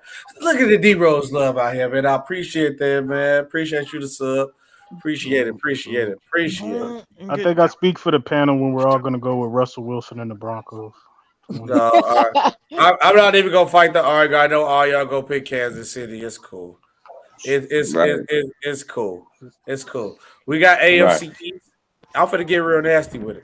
I mean, all right, I'm ready. It's gonna be. I got because of the injuries with Ramsey, and then I'm scared with Tua. I will pick the Dolphins if healthy. I got the Dolphins for sure. But with all the injury concerns, I'm going with the New York Jets. I think with Aaron Rodgers gonna have that offense look great. Because look, they was a quarterback away. They added Mike White, who played above average, and they looked it great. Their defense is O-line's not good. The O-line is a problem. I'm not going to deny that. But I'm compared to everything else I see in the division. The Patriots are trash. We got the Bills got a lot of turmoil going on. They look mediocre. The Dolphins got injury problems. We trash. So I'm going with the same pick. I'm going with the same pick. For a minute on that. Hold on. Listen. We trash, but we trash. Hold on. The Patriots is trash, but we talk about the New York Jets. We're talking about the New York Jets. It's added. There's one person, Aaron Rodgers. Sauce Gardner. Who cares? The D-line is great. They were there last year. Their defense was good last year. And they would buy four. Bro, listen, they arguably had the fourth. They had the fourth best defense in the division. And they just got Aaron Rodgers. They got the fourth best defense in the division. Hey, not even in debate. True. You know what happened last time? Debate. They got the fourth best defense in the division. That's a fact. True. Well, their defense gonna be better. You know what happened last time? Aaron Rodgers had a good defense. You know what he did? Lost to the Niners in the playoffs. He lost the Niners in the playoffs. Exactly. He lost the Niners in the playoffs. Yes, he did. And that being said, I don't know why you brought that up. And here's the thing too. The Jets will be the last in the division. I disagree with that. You got the Jets, and I don't know. The Jets gonna be last in the division. New England gonna be the last team in the division. True. Listen, the only thing you can. All we gotta do is cast a vote on it. We can cast a vote. I just said Dolphins. Well, we need to go around and see what everybody. Okay, Robbie, who you got, Robbie? You got the Dolphins. Okay, so one Dolphin, one Jet. Robbie, who you got? Oh. This is going to be one of the competitive divisions this year. It will be. It's not the Patriots. It's not. Yeah, it's not the Patriots. They're the bottom feeders in that division. Yeah. I don't know. Right, that part. Go ahead. Take Caleb Williams. I'm gonna take 10 wins. Jets. All right, who you gonna take? Who you taking, Robbie, again? Because I'm taking the Jets. Man, who writing some weak ass bars and crunching up their paper because their bars is weak? Tiff, who you got, Tiff? I got the Dolphins. Okay, two. Sean, who you got? Like Robbie said, I think this is going to be probably the tightest, most competitive division. Besides the Patriots, right, Sean? Go ahead, say. We can bet how many games they win, and I got y'all 7 wins. We can bet on that. That's an easy bet. We can talk about the bet. I'm taking the Dolphins, but I'm not confident. I'm taking the Dolphins. Okay, Dolphins got 3. MacDuff, who you got? Dang, y'all, what's with this Dolphin stuff? I gotta go with the Bills until they fall off. So I'm going with the Bills, but I want to go with Aaron Rodgers and the Jets, but I gotta go with the champs until they fall off. I ain't fell off yet. Bills got one. What they want? What?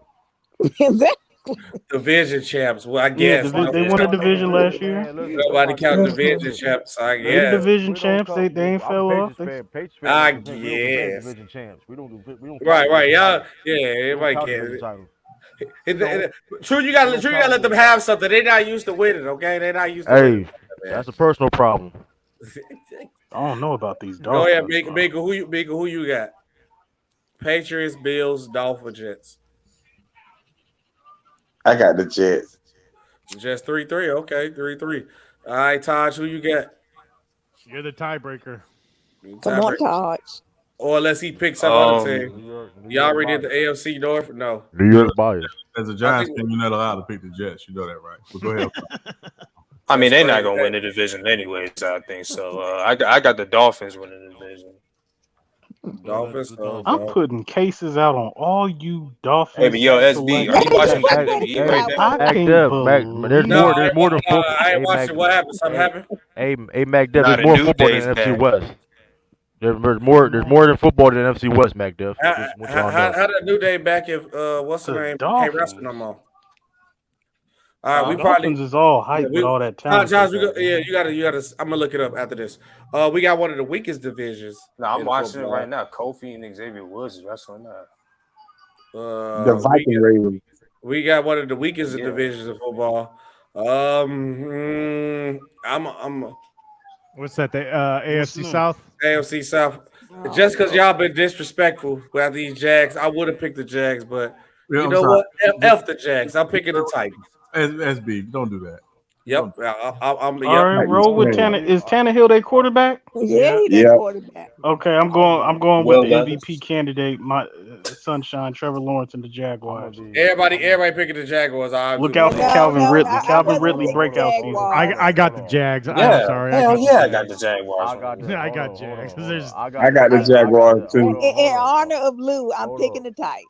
Hold on. I picked the Titans too. That's two Titans. All right, two Titans. Go ahead. I got Titans. Hold on. I got the Titans too. We're not. Whoa! We might make a vote. That's 3 for the Titans.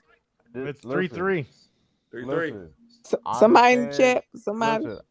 I got the Jaguars. I understand. Wait. That's two. No, that is 3. Wait, Sean didn't vote. Sean, who you got? I'm taking the Jaguars. I know Tennessee got DeAndre Hopkins, and I like to pick up, but their offensive line is garbage.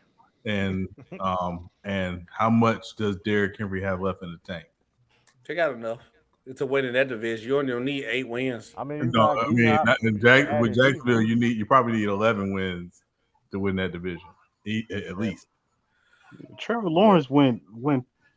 Man, he went head to head with Patrick Mahomes in that playoff game. Jags too, right? We ain't doing this. Man, did not win. Yeah, I got the Jags. What are you talking about? All right, I'm hoping, but I'm hoping guys like Anthony Richardson could do good this year, so I can see Trevor Lawrence. I hope Anthony Richardson do good. All right, Julie, you was voting what we did. So the first comment that vote, that's who's gonna win. It's 3-3. Technically, I believe. 1, 2, 3, 4, 5, 6, 7, 8. Wait. Okay, so Mega, who you voted? I got the Jaguars. Jaguars, Taj Jags, Sean Jags, Tiffany Jags, and No, Tiffany was not Jags. Tiffany Tennessee, Robbie, you got the Jags, right? Yep. And then come off the top rope like SummerSlam on USB. Yeah. Come on, man. Okay, Jaguars won. That's cool.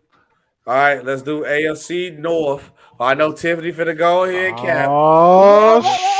What do you think I'm going to say? Hey, I just want to say this. You phony Bengals. Joe Burrow is hurt. It sounds like a personal problem. Okay? At least my quarterback is. I got Bengals. Bengals. Okay, Robbie got the Bengals. True, who you got, True? True, you better. I do got Ravens winning division. We so shot. Shoot, she didn't even pick that team. I mean, listen, I do. True, she definitely did pick your team, but you gonna pick her mean, team. I mean, here's the thing, but everybody hates the Patriots, so I'm not okay with like this. It is what it is, though. It don't even matter with that. Here's the kicker. Well, I do got Ravens winning that division. I think the Bengals. I think Bengals gonna fall off though. I don't think the Bengals will be one of the best teams in the AFC like they was the year before. Damn, I got Ravens added receivers that they need. They added the receiving core that they needed. Bengals getting Odell Beckham is what you needed. I mean, we drafted Will Flowers. It's gonna be Flowers. Thank you. Thank you. And they have a. I can't wait to see Flowers open so many times and like, dang man, he gonna run with the ball every time, bro. They got Duvernay. Thank you, Mingo. Yeah, get the Raven votes up. They got good defense. They upgraded receiving core with Lamar Jackson. And I mean, hey, listen, they can do good things. Okay. We got younger at cornerback. We got rid of Marcus. I'm not asking your vote, Tiffany. Your vote don't matter this round. You know who you picking. Sean, who you got? It don't matter. Your vote is null and void. We at the North. I got Baltimore. Tiffany got the Ravens. Sean, who you got? I got Baltimore. Todd got Baltimore. I got the Ravens winning that division as well. I know a lot of people still are high on the Bengals, but they lost their 2 starting safeties. They lost Hayden Hurst, tight end. I know they like, the other tight end they have who, is very good for them. But I think their defense is going to take a step back. Losing Von Bell and Jesse Bates, who's Pro Bowl level and all pro level. So I got the Bengals coming up second in the division, but the Ravens win the division. Okay, got Ravens. It looked like the Ravens winning, but Mac Duff and Mingo Justin, I want to hear who y'all voting for, who y'all think gonna win the division. Go ahead, Mingo. I got the Ravens. Ravens, okay. Ravens. Mac Duff, who you got? All right, this is tough for me, believe it or not, because there's a Hall of Fame coach that ain't never had a losing season, and they're gonna be better. Coach. There's a Hall of Fame coach in that division who ain't never had a losing season. Tomlin. Oh my goodness. And all I'm saying is that they are going to be. Listen, I was right on the Jaguars last year. He needs 8 wins. Ain't gonna be Pittsburgh with Mitch Trubisky. Come on, bro. No, they got Kenny Pickett. Kenny Pickett. Well, what'd you just pick? His name is perfect, Kenny Pickett, because he definitely go Pickett if Kenny. Yes, it is. Grudgingly, I'm gonna go with the Ravens, but it's gonna be close. I got the Steel. It's gonna be close. I got the Ravens, but it's slightly. That's good. The NFC North is gonna be wild. Yeah, for this too. Nobody picked the Lions. No, Sean. Hey, I literally that was what I was gonna say. But go ahead. But if you look at their team, just talent wise, they are stacked. Cool. Yes, they are. The Browns, because I saved my vote for last. Y'all better watch out for the Browns. Hey, my vote, Sean. Me and your man was on the same wavelength because I honestly think, especially with Joe Burrow getting hurt and him being out the way, everybody gonna have their eye on the Ravens. I think the Browns are gonna win this division. Oh wow! I think the Browns are going to win it. Think about the. That's a bold take. We about to bet on this, SB. We can chop it. We can chop it up. But look, I don't think it's that. Sean took the words out of my mouth. Now you got Deshaun Watson with a full training camp season, and the team is stacked everywhere. What flaw do they really have? They can never beat the Ravens. Browns. I tell you. Yeah, I was just It's going not to the say same that. Browns. It's not the same. Yeah, Browns. even when the Browns were the good, Cleveland Browns are the Cleveland Browns, just like the Detroit Lions are the Detroit Lions. I don't care if the Ravens or the Steelers or the Bengals go to Cleveland and think that's the same old Browns because they is the Browns. They're gonna get their head pushed in. They're gonna get ran off the field. Honestly, I know I said Bengals, but you guys are making really good arguments for the Browns and for the Ravens, just because of the fact, like I said, or like Boy Wonder said, he did get paid, and when people get paid, they ball out, or they don't go and ball out because they got paid. So I think that's why I said I got Lamar in one of my questionable MVP candidates. But if he can have a MVP caliber year with the team that he's got, great. But I really didn't think about Cleveland, and everyone's People that forget. team towards the end of the season when Watson came back, they saw a lot of signs for that team, and I'm not honestly. I won't sleep on the Browns in that division. Please don't. Yep. Don't sleep. I'm not sleep on the Browns, but. All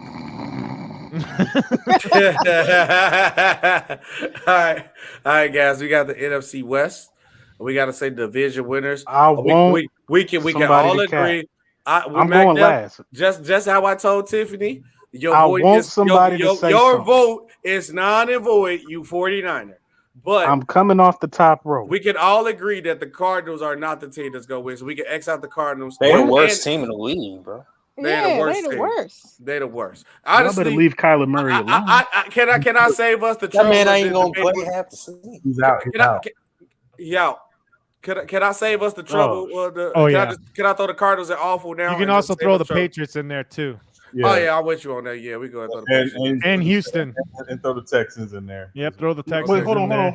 The Patriots ain't that bad. The Patriots? Yeah, they're gonna leave. Nah, the Patriots ain't. I ain't gonna say they awful. Nah. Whoa, yeah. Hold on. Hold on. Have some respect for Bill Belichick. Put the the Tom Brady merchant. The Tom Brady merchant.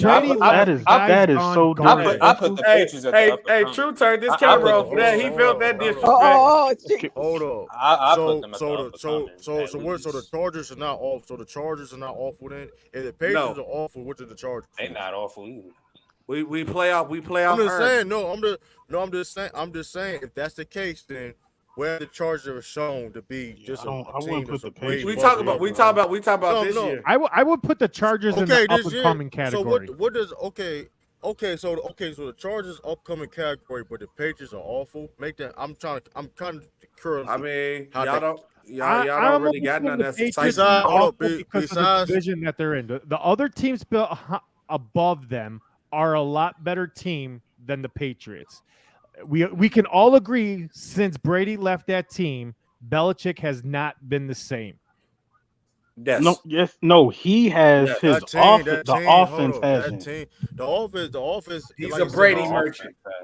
Listen, that being said, we get the defense is the defense. Listen, only thing SB can talk about is Tom Brady. We're talking about now. I mean, the Patriots. That's all the Patriots need is Tom Brady. Well, the reality ain't no quarterback gonna survive with Joe Judge. Reality. That's what I just got. That's what I'm saying. You got to have an offensive coordinator. Now we got Bill O'Brien, one of the best offensive coordinators in the game. Listen, the offense has upgraded with weapons and such. And the thing is, one thing about the Patriots, regardless of when Tom Brady departs or not, the Patriots have always been a competitive team. They make the playoffs or not, they're a competitive team, year in year out. So I mean, so true. They made the playoffs once the last 3 seasons. So true. They made it once. So true. They shouldn't be an awful then. So we got to take them out. But I can't put the Patriots as an up and coming because they're not an up and coming team though.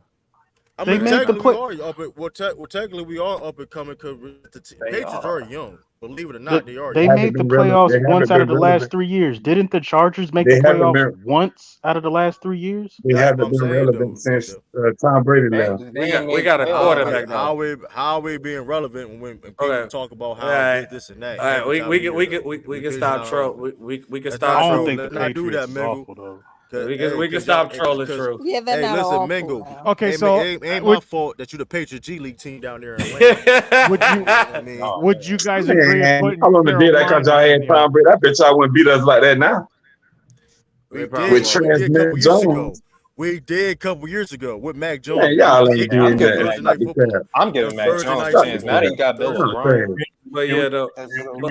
We just be future focused here because we still got to keep going. But Robbie, you had a question before we get back to who's going to win the NFC West? No, go ahead. We'll continue. This is real tough because my heart of hearts want me to. Because I vote early on this, MacDev. We don't care about your vote because we know you're gonna be biased. My heart saying pick the 49ers because I think Shawn Michaels is in the corner loading up his band. He's tuning up the band. Say something. But My brain is telling me the Seahawks because I think Geno can have a good year. Boy, you I brain think dead. the quarterback is in question with this Trevor Lawrence and the 49ers having injuries. So winning the division wise, I'm going Seahawks. I'm picking Seahawks. Hell no. Before y'all make another brain dead pick, just to let y'all know, we swept Seattle last year with 2 different quarterbacks. Carry the hell on. So who's going to be the quarterback for the 49ers this year? We swept them with 2 different quarterbacks. We don't know. That's my problem. I don't know. And that's the thing. Brock Purdy's our quarterback. Y'all know that. He's not gonna play. But he's not. He's not healthy though. He's coming out. Gonna play. Who in training camp right now? You don't know who the starter is. Is it Lance? Is it Trey Lance? He's in training camp right now working with first team. You know who's going to start for the 49ers that no one's brought his name up yet? Sam Darnold. Sam Darnold. Sam Darnold. There you go. Oh, yeah, they're not winning the division with no Sam Darnold. There you go. Until Brock Purdy went to the Super Bowl with Garoppolo. They're going to go with Sam Darnold almost beat the Bucs. Sam Darnold, yeah. Go ahead, Sean. You got something to say? Yeah, no, I was going to say I want to go ahead and make my pick. I have Seattle winning the division as well. I think it's going to be a 1 game. It's going to be a tight division race between them and San Francisco, but I think they have less question marks going into the season. And I got to say this really quickly: they have the best young trio of corners probably in the NFL. When you look at Tariq Woolen, that boy's Tariq Woolen. Ooh, I love Woolen and Devon Witherspoon. Oh yeah, the kid from Illinois. Seattle's gonna be good. Yeah, Seattle's gonna be good. And I would take Seattle. And they brought Bobby Wagner back, who was leadership at a very high level last year, and he's kind of like Ray Lewis, where there's just no real drop off. And his presence alone gonna make a difference. Yeah, big time. The only when I look at their team, the only question I have. In all honesty, the only question I have is, do they have that edge rusher? Because they're built well up the middle, but do they have that dominant edge rusher that we've largely seen them kind of depend on with Michael Bennett and Cliff Averill, in the past, and they were able to get some years out of Carlos Dunlap the last couple of years, but I just think they have less questions than San Fran, so I'm picking Seattle. Okay, that's 3 for Seattle. Tiff. I just want to say something. You 49ers, you should have traded for Lamar Jackson when you had a chance. I'm going to pick the Seahawks. McDuff, you made a mistake. I think y'all just hate McDuff. That's all it is. Go ahead. Y'all just don't like McDuff. Yeah, I ain't going to lie. Lamar on the 49ers, it been curtains. It was true. They were asking about him. This is really a true story. Lamar on the 49ers, we would have been cooked. The league wouldn't have been fair. I do got Seattle win division. I'm not saying 49ers going to be trash. I don't think nobody's saying 49ers going to be trash. No. I think 49ers going to make the playoffs. But it's just the fact of the matter is Seattle got better. I don't see the 49ers got even this. Let's say your point. The point you made was they swept Seattle with 2 different quarterbacks. That being said, I don't see the 49ers really getting improvements this year, and Seattle did. So. That's one of my reasons. So, Taj Mingle, before McDuff go off his soliloquy and cry about his 49ers, y'all want to say something? Because Seahawks cooked them already, so we got the Seahawks with the division, the NFC West. Yep. Taj Mingle, anything before we give McDuff the floor? Okay, nothing. Go ahead, McDuff. I got the Seahawks winning the division, but it'll be close. Go ahead, McDuff, and cry about how your 49ers could win and we so wrong. Go ahead. Go ahead. I don't even know if we friends anymore, man. We can move on. Let's go. Just move to the next. I mean, can we all agree that San Francisco is going to be a playoff earn? Yeah, they're playoff. Yeah. No, we not friends. No, we not friends. Yeah. He know that though. The reason why, look, I'm taking my ball and I'm going home. It's cool. When you pick division winners, you got to say we know they got a lot of things going for them. The 49ers got too many question marks at the main position. That's the only problem. They do. That's it. All right, now we're going to go to the NFC North. That's next. We got a lot of controversy on this one. NFC North, but I'm going Chicago Bears. Chicago Bears winning this division of football. I don't trust the Lions. Just how y'all want to play the Browns are going to be the Browns. The Lions will always be the Lions. They only play good for one half of the season. They play bad for one half. So it's going to be one. If they start off good, they go end bad. If they start off bad, they go end good. Say that. Hold up, SB. Last year, their record was they was competitive all year though. They started off bad and ended good. Games. They started off bad, ended good. It's the Lions. Lions. No, they lost a lot of close games last year too, though. Oh yeah. No, they sure. did. Yeah, they did. Yeah, they did. They not bad. I mean, they had like a top. They offense was very. I mean, I'm putting cases out on. I mean, their defense was just non-existent though. So. Oh my God. They Robbie. But they I got to do like that. Your vote does not matter, Robbie. You have a Bears hat on. We know you picking the Bears, so I'm gonna let Robbie go. Robbie, you got the last, so go off your soliloquy. But okay, so I'm here too. Oh yeah, no, go. Your vote don't matter. You might as well go back here to backstage, be a producer because your vote does not matter. I'm gonna let you go last too because I know you gonna be biased. SB, your vote doesn't matter because you're born in Chicago, so that's just only thing about me being born in Chicago. That's why you vote Chicago. Look, you see a light blue flag right here. Only thing about me that born in Chicago that I have football wise is that I hate the Packers. I do. I'm never gonna have nothing nice to say about the Packers. You literally told me, if I didn't support the Chargers, my second team is the Bears. So that's just Hey, SB. Hey, that was. Go ahead. I gotta be honest. I'm a Bears fan, but I got my aunt that lives in Denver, and she got me hooked on the Broncos. So my second team is the Broncos. Broncos, yeah. Everybody got to have that team. Hey, listen, I don't know why you like the Broncos. I think you just stayed with the orange and blue colorway. That's what I think you did, right? No. I think you just stayed with the orange and blue. I was a Denver Broncos fan when the Elways and the Terrell Davises, the Bill Romanowskis, and Ed McCaffreys, and I could go on and on. I've always been a Denver Broncos fan. Listen. I'm a Detroit Lions fan, and my second team is the USFL Detroit team. Okay. Well, okay. So true. Before we let Rob begin go they soliloquy about their teams. I know they yes. True pick the Lions. I pick the Bears. Tiff, who you got? I got the Lions. The Lions. 2 for the Lions. Sean, who you got? I got the Lions. 3 for the Lions. MacDeff, who you got? All y'all that said the Lions is just what y'all doing. Lions. I got the Vikings, nigga. I got the Vikings. Whoa. Till somebody knocks me out. I got the Vikings. I ain't mad at that. Shout out Jay Jetta because he made Kirk Cousins. Hey, if you can make Kirk Cousins look like a halfway decent quarterback, Kirk Cousins is a regular season quarterback. He's always nice. The Lions gonna be trash. Y'all asked me about the regular season. Y'all didn't ask me about the playoffs. Regular season, I'm going with the Vikings. Can we be clear about Kirk Cousins? He's not a regular season quarterback. He a bum. He's a 1 p.m. quarterback. I think that's like the most disrespectful. No, it ain't. One of the most disrespectful things I've ever heard. No, I'm not saying he's wrong. I'm just saying that was one of the most disrespectful things. Okay, Mingo, who you got? I got the Lions. You got the Lions. Okay, so like you Taj, lied to. Lions. I'm going with the Vikings. I don't care. Vikings. Okay, cool. All right, Robbie, go ahead, go your soliloquy. Who you got and why? I got the Bears.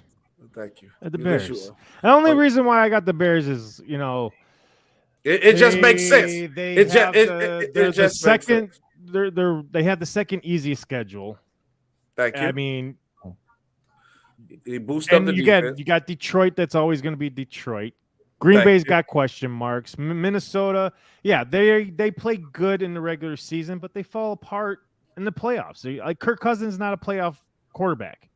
He's a good regular season quarterback that can easily get you 10, 11, like last year, 12 wins, but then they fall apart.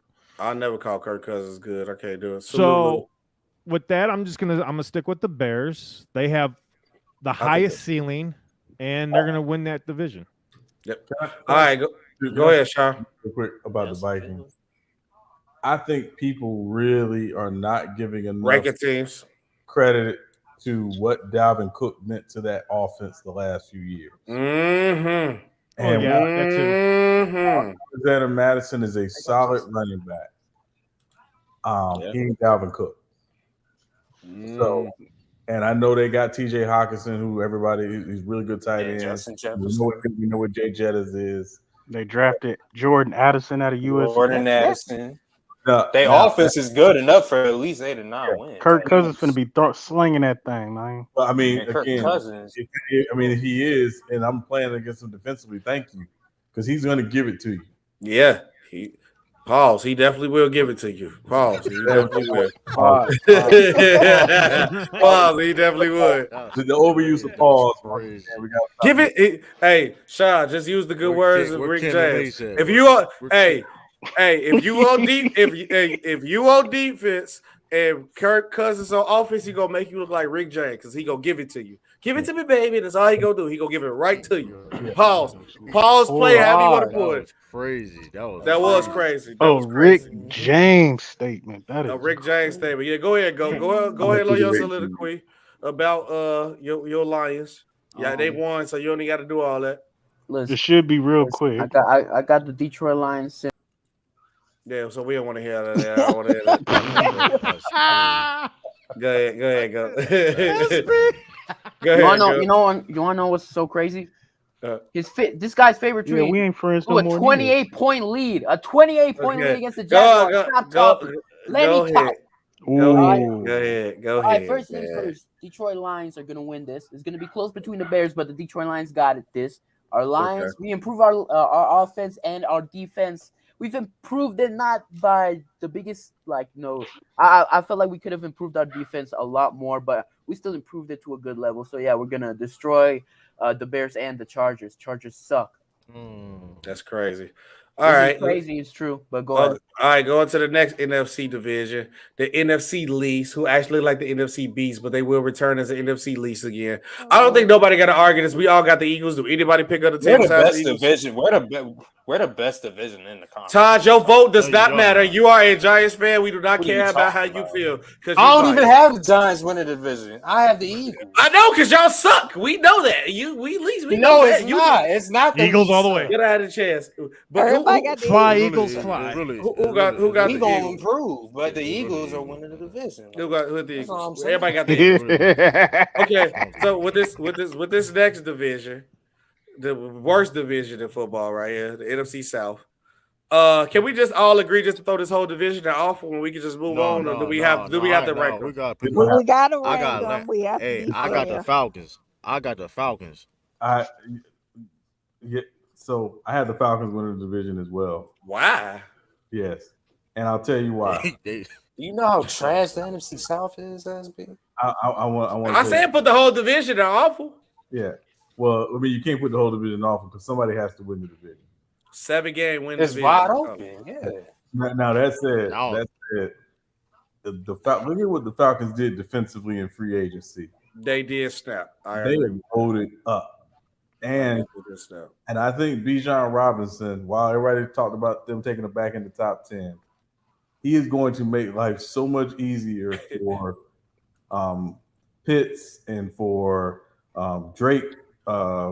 Drake London, who they got last year out of USC, and Desmond Ridder. All he has to do is literally just manage the game. He doesn't have to go out and win the game. They're going to be a team that's going to be physical. They're going to fly to the football. They got the Saints former defensive coordinator as their new defensive coordinator. The Falcons are winning that division. My only problem is this. I agree with everything you said, Sean, 100%. And I'm actually mad at the Falcons because they got a potential one of the best tight ends in the league that he can't become there because Kyle Pitts has got everything you need to be great. Who is their quarterback? Can't stay healthy, Ridder. That's my problem. The quarterback. Now, if they can find a way, I think the Falcons should take this year because they got their pick and go get Williams and they go take off.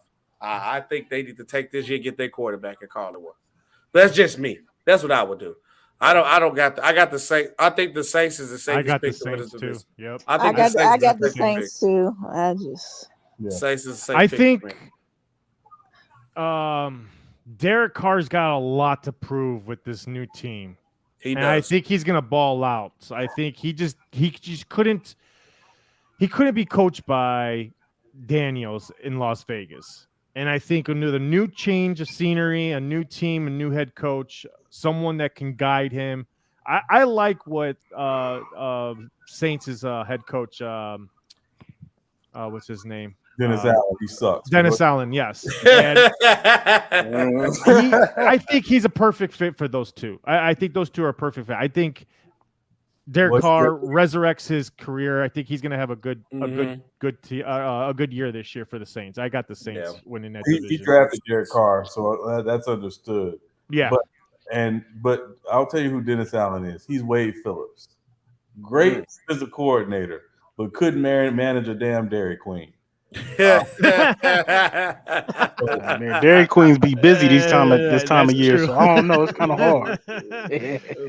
So he is the worst head coach in the division. And if you watched the Saints last year, and I watched every Saints game last year because I root for the Saints, 4 or 5 because of him. He is he does not know how to manage a game to save his life. And Derek Carr isn't going to fix that. And also, I want to say this. I saw 9 years of Derek Carr with the Raiders. He's a good quarterback. But I think he is what he is. He's a good quarterback. He's in a better situation. But I don't know if being in a better situation is going to make him a better quarterback inside the 10 when he is the worst quarterback inside the 10 in the NFL. But what's going to save him, though, he got Williams and Kamara. I think that's what's going to save him inside 10. He ain't going to throw the ball, just hand it off or do a screen pass. But he had Josh Jacobs inside the 10 as well, and he still threw the ball all over the place inside the 10. So he's got to clean up inside the 10. If he can clean that up, he'll be fine. Yeah. But so besides True and Sean, does anybody else have the Falcons or everybody got the Saints? I know ain't nobody picking the Buccaneers or the Panthers. Justin got the Falcons, of course. Michael Justin got the Falcons. Michael Justin got the Falcons. So, Taj, who you got? You got the Saints too, right? No, I got the Falcons. I got the Falcons. I'm trying to think. How many is that? 1, 2, 3.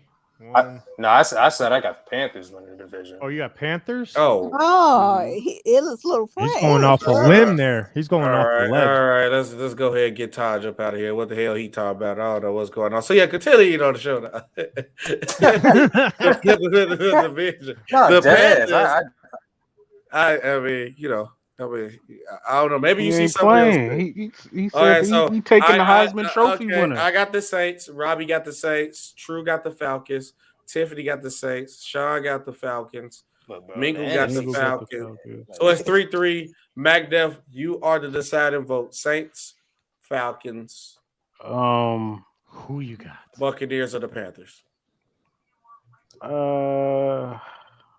I'm still mad everybody picked the Seahawks, to tell you the truth. But get off I'm gonna go with the Saints. I'm gonna go with the Saints. I think there you go. They wide receiver that's coming back. They got the quarterback, and they should be all right. They should be all right. So for this next round, I'm gonna go around and get everybody one pick. If we hit higher than the count, then we eliminate one team off. But I think we got enough people where we won't go over the playoff limit. So at playoff earn spot, everybody picks one team that's going to guarantee themselves a playoff spot. And obviously, I'm gonna go first. No question asked. Playoff earn. The Los Angeles Chargers will be in the playoff earned. Robbie, you have to pick one team that you could guarantee that's going to make the playoff that's left on this available list. Who you got? It's going to be the Bears. The Bears. The Bears. He got the Bears. True to Kid, you had to pick one team that's going to make this playoff, and you can stand on it. Who you picking? They're going to be hibernating by January. It's going to be rough. I don't think True here. So what you guys here? Tiff, go ahead. You had one team to make the playoffs. Who you picking? 49ers. 49ers. That's the first thing you said. Sean, if you had to pick a team to make the playoffs, who you picking? Oh God. I'm still putting cases out on all y'all. I hate them, but they are a playoff team. The Cowgirls. Cowgirls. All right. MacDuff, you have to pick a team to make the playoffs. Who you picking? Niners. They already in. Oh, he said it, MacDuff. Yeah, she's a man.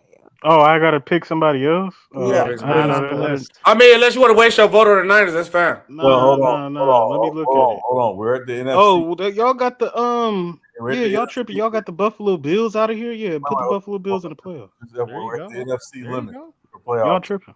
Yeah, we have the NFC limit technically, but yeah. We are okay. Yeah, but technically, if we go over there, somebody would have to just limit out. That's what we're going to vote them out. Bengal Justin, who you got? We're gonna pick a team, make playoffs. Who you picking? Well, I got the Ravens, Baltimore Ravens. They win the division. They already win that division, so we know they have pick the teams that. Oh, you talking about the secondary You gotta teams? pick from the bottom. Yeah, the Pick bottom. from the bottom what's available right at the Oh bottom. shit. I got my team. Shit, my team ain't in there. The Falcons. The Falcons. All right. We just let you know Sean has announced we at the NFC limit, so we're gonna have to vote somebody out. But we're gonna keep going though. Garbage. I think we is because how many Well, teams just all with together? the last two teams in the AFC. 7 teams make it from each conference. Exactly. It's going to be the Bengals and the Jets. Okay. All right. You need one more AFC team. Two more. That's what I said. The Jets and the Bengals in the playoff. But yeah, we got to see what You anybody got too vote. many, you got too many NFC teams. No, but remember, we still got two other categories to do though. But Taj, who you got? But yeah, who you got? True. Go ahead, True. Put Browns in there. True. Yeah, I was gonna say them. I was gonna say the Browns. Who you got? Who you got, Taj? I got the Bengals. Wow. I don't agree with that. All right. So these are everybody we got that's guaranteed to make the playoffs. The Chargers, Bears, 49ers, Cowboys, Bills, Falcons, Browns, Bengals. I'm the Bears. Hold on. Wait, the Falcons is over the Giants? Hey, you say somebody made that vote. I mean, that's making Justin. You a Falcons fan, though. Sean, is we over the limit on the teams or no? Yeah, we are. Or what side? NFC? Both. Yep, both. Both sides. All right, so we all got to vote one team out. No, it's all even. It's all even. It's 4 AFC and 4 NFC. Yeah, but remember, only 3 wild cards. Only 3 wild cards in each conference. Yeah. So one NFC. So you got your division winners, only 3 each. Team has to drop. Oh, so you got you're 1, right. 2, You're 3. right. Yeah. Right, because so like the Chiefs, the Chargers is a wild card. That is 4 NFC teams. Let me think about it. It's Between even. them Bengals. Yeah, and see, Browns. okay, Get the Falcons the heck out of there. But we can still do it just to play the game. If we have to vote a team out, we vote now. My vote is the Falcons. Yeah. Falcons. The Bears? Oh my God. I vote the Falcons. I take the Falcons or the Bears out. I'll take the Falcons. I'll take the Bears out. I don't The know why Giants is better than both of them teams. Yeah. All right, so now the next row is playoff contention. If we had a playoff contending team, No, the Giants is up there. My Playoff vote is going. contention, they're at least up there. I'm going to Jets. I think the Jets should have got put in playoff earn, but I'm gonna go with the Jets for playoff contending team. Robbie, who you got? I'll go Vikings. Vikings. I like that. Staying in the NFC. True, who you got? I got Patriots. Patriots. I like that. Hey, Tiff. Washington. All right, we just gonna throw them in off. All right, go ahead, Sean. Go ahead.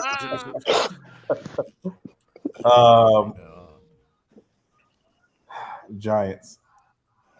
Giants. Yes, All right. Back deaf. The Steelers.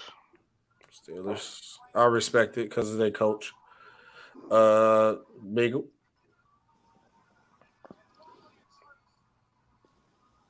Miguel, not here. All right, Touch.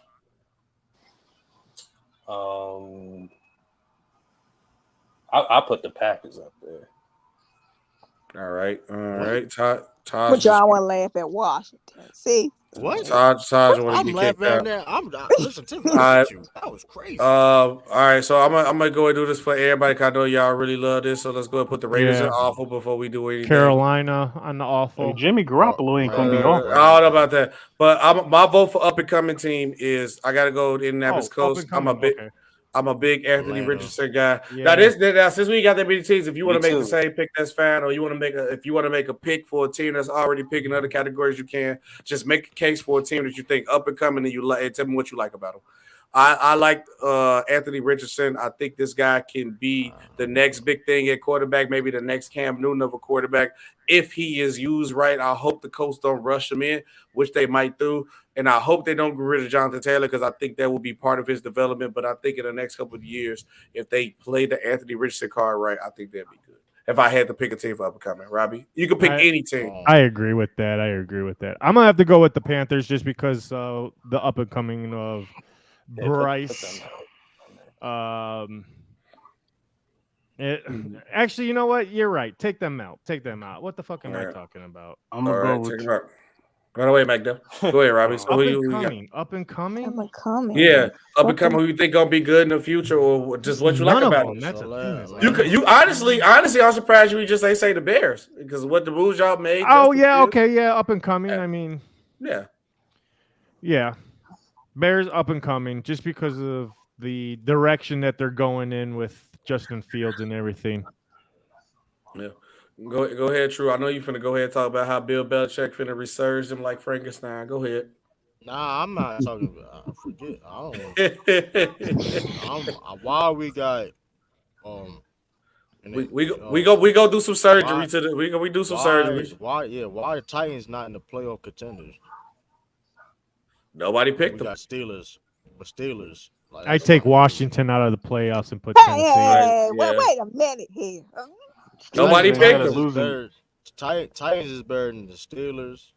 Hell no. And Washington. Yes, bro. What do you listen? Y'all get Titans better than all of them. I ain't gonna lie. Now everybody on the Ryan Tannehill hate train when he a bum too, but I ain't gonna lie. The Titans are definitely better than the Commanders, Giants, Steelers, and the Packers for sure. What? You said the Titans are better than the Giants. They are better than the Giants. They are better than the Giants. They are better. Y'all giving a lot of credit to the Titans. They are better than the Giants. I'm gonna listen. Ryan Tannehill is better than Daniel Jones. Yeah. All right, bro. You can move off the panel, bro. Y'all, you get off. I'm not. He's speaking that gospel. What are you talking about? He's speaking that gospel. Ryan Tannehill is not better than no Daniel Jones. I'm a Patriots. I'm a Patriots. Listen. I'm a Patriots fan. I could itch on Ryan Tannehill all day long. He was a Dolphins. Remember that. I don't have the cat. That's my. That's crazy. I'm taking Daniel Jones. More elusive, bro. True speaking that gospel. Daniel Jones is not more elusive than Ryan. What are you talking about? Daniel Jones. Yes, he is. Daddy dives. Hold on. Daniel Jones is more elusive and can run. He more elusive than Ryan. What? Yes. Have you watched Daniel Jones? Daniel Jones. No, Daniel Jones is faster. He said more elusive though. Daniel Jones is definitely faster because he's younger, but Daniel Jones faster, more elusive, more athletic. I don't even know about that though. If y'all forget, Ryan Taylor is an athlete. No, Daniel Jones. Ryan Taylor is a better athlete than Daniel Jones. We can't come. Not no more. In Miami, he was not in Tennessee. No, not anymore. No, Daniel Jones. Yeah, he too old. He too old now. You don't see it no more. All he doing is hand the ball off. But still though. But I guarantee you, if they do a 40-yard dash, Ryan Taylor's still faster than Daniel Jones. Run the ball more. That's all of what it is. He just run the ball more. But those aren't like design runs. Those are like scrambles. I just had Daniel Jones come up in my head when he was running down that field and his legs couldn't catch. He was running so fast he tripped over himself. He's the fastest. I'm like, wait a minute. Didn't his legs? That would never happen. And he got a touchdown that drive. No, he was running so fast his legs. Got a touchdown. He tripped over himself. He did. But so True, who you got up and coming team that you like though? If you had to pick one though, True. I'll come out. Well, I'll pick Atlanta. I'll pick Atlanta. They got a lot. I like it. Kyle Pitts, Agent Trey. They just got a lot of young. That defense gonna help that. If he can't do that with that defense he got now, damn right, he's cooked. He's out the league. Hey, Broncos is awful to me, man. Yeah, the Broncos. I was gonna let it ride. I was gonna let it ride long as it went. I'm with the Broncos hate. Broncos awful. I with all the Broncos hate. But go Tim, who you got? I don't know why y'all disrespecting Washington like this. Okay. They up and coming. Snyder You know what? is They up and gone. coming. They're up and coming. They is up and coming. I do think they up and coming. And I they think got they the up and offensive coming. we can coordinator at least put them up and coming. Yes, y'all need to I start don't know. respecting Washington. Free scary Terry, man. Man, hold up, but no one. Washington done had that Alabama D line for about 4 years now. How long is they up and coming? They need to make it happen. I don't like Washington, but we'll put them. They got new owners. You know what, Look, y'all, I'm telling you. The Magic Man gonna save y'all. The Magic Man. Get off the damn new owners bull crap. That new owner stuff ain't gonna kick in for another couple of years. Who's y'all quarterback? Sam Howell. Who said Magic Johnson? Sam Magic Howell. Johnson. Sam Howell. Yeah, Magic to the rescue. The Magic Man. But you talking about the owner? Who's not gonna take effect? Who's Washington's quarterback? Hey, Tiffany. Me. At this point, it's me. I'm the. Y'all still got Heineken? No, he's in Atlanta. Sam Howell. Well, I do think. Oh wow.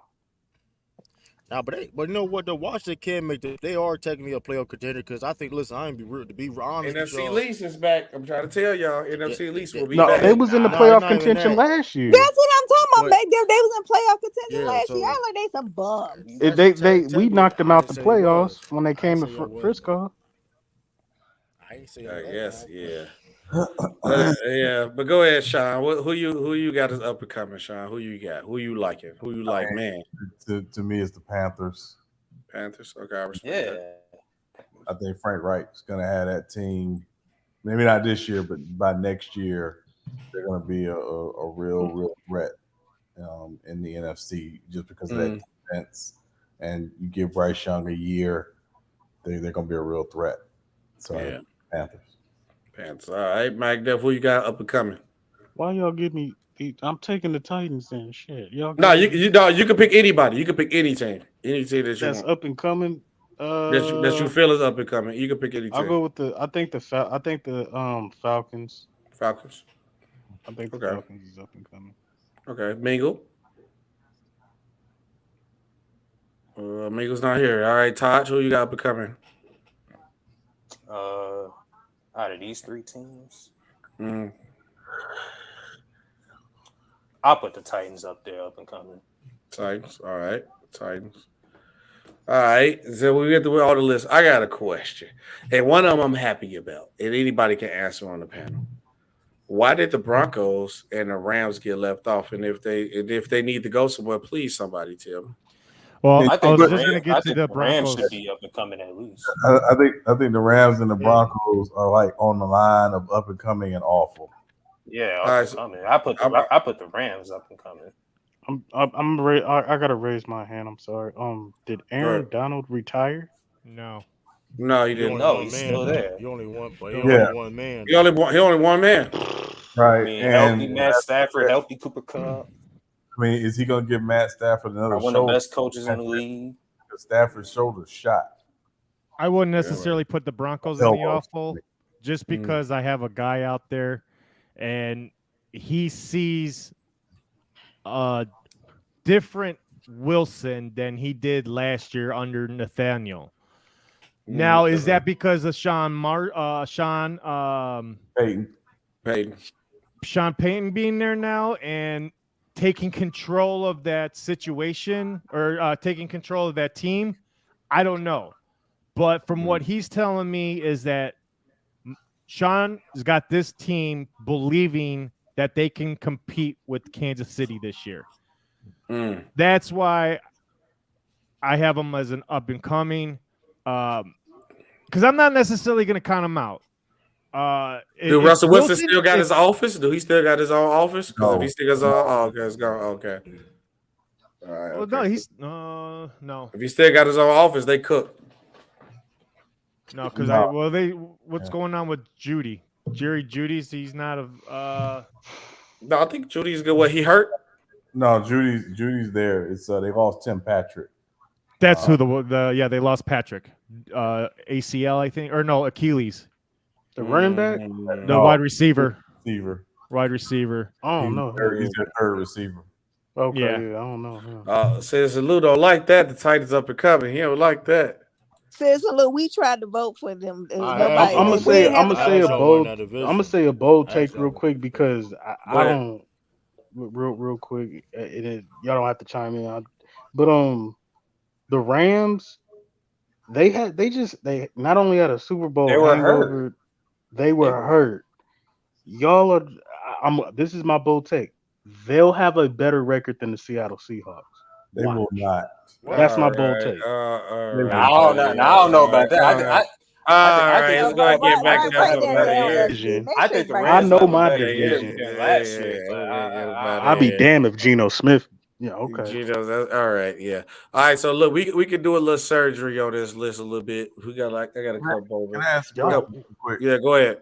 Yeah, I was like, yeah, go ahead. Just real quick. I think there's still a faction of people out here who judge Geno Smith based on the Jets, but they don't do that for Matt Stafford with the Lions. So is it possible? I think it's because Matt Stafford been playing before. I think going to the Rams, that Geno Smith being with the Seahawks all of these years as the backup, and then obviously taking over for Russell Wilson, is still not getting a real evaluation by the average fan because they're looking at what he did with the Jets, which, again, please somebody tell me when's the last time the Jets developed a franchise quarterback? I'll wait. They haven't, but I think what it is, I think they own that.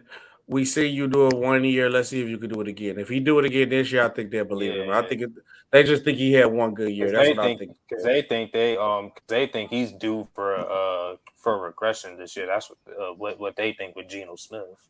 Mm-hmm. In Seattle. Yeah, SB. Can you drop the link for Citizen Lou? Drop the link for Lou. Okay, Lou, I got you. No, the panel ain't full, Lou. Yeah, there's like 8 people. Yeah, go. But y'all keep talking. Go ahead, chop it up. Drop the link. Go ahead. I don't see Geno Smith actually having a downfall year this year. I mean, we got this team as a division winner, so for him to have a down year, and then we're gonna put the Seahawks in the division winner. That'd be crazy. 1 + 1 ain't equal. That's if. I'm saying like if he takes it. I think Geno Smith is gonna ball this year. I think so too. Yeah, and they got the best receiver in the draft, in addition to DK Metcalf and Tyler Lockett. Shout out DK. This is my thing. Sean, you're right. I do look at Geno Smith and think of the Jets.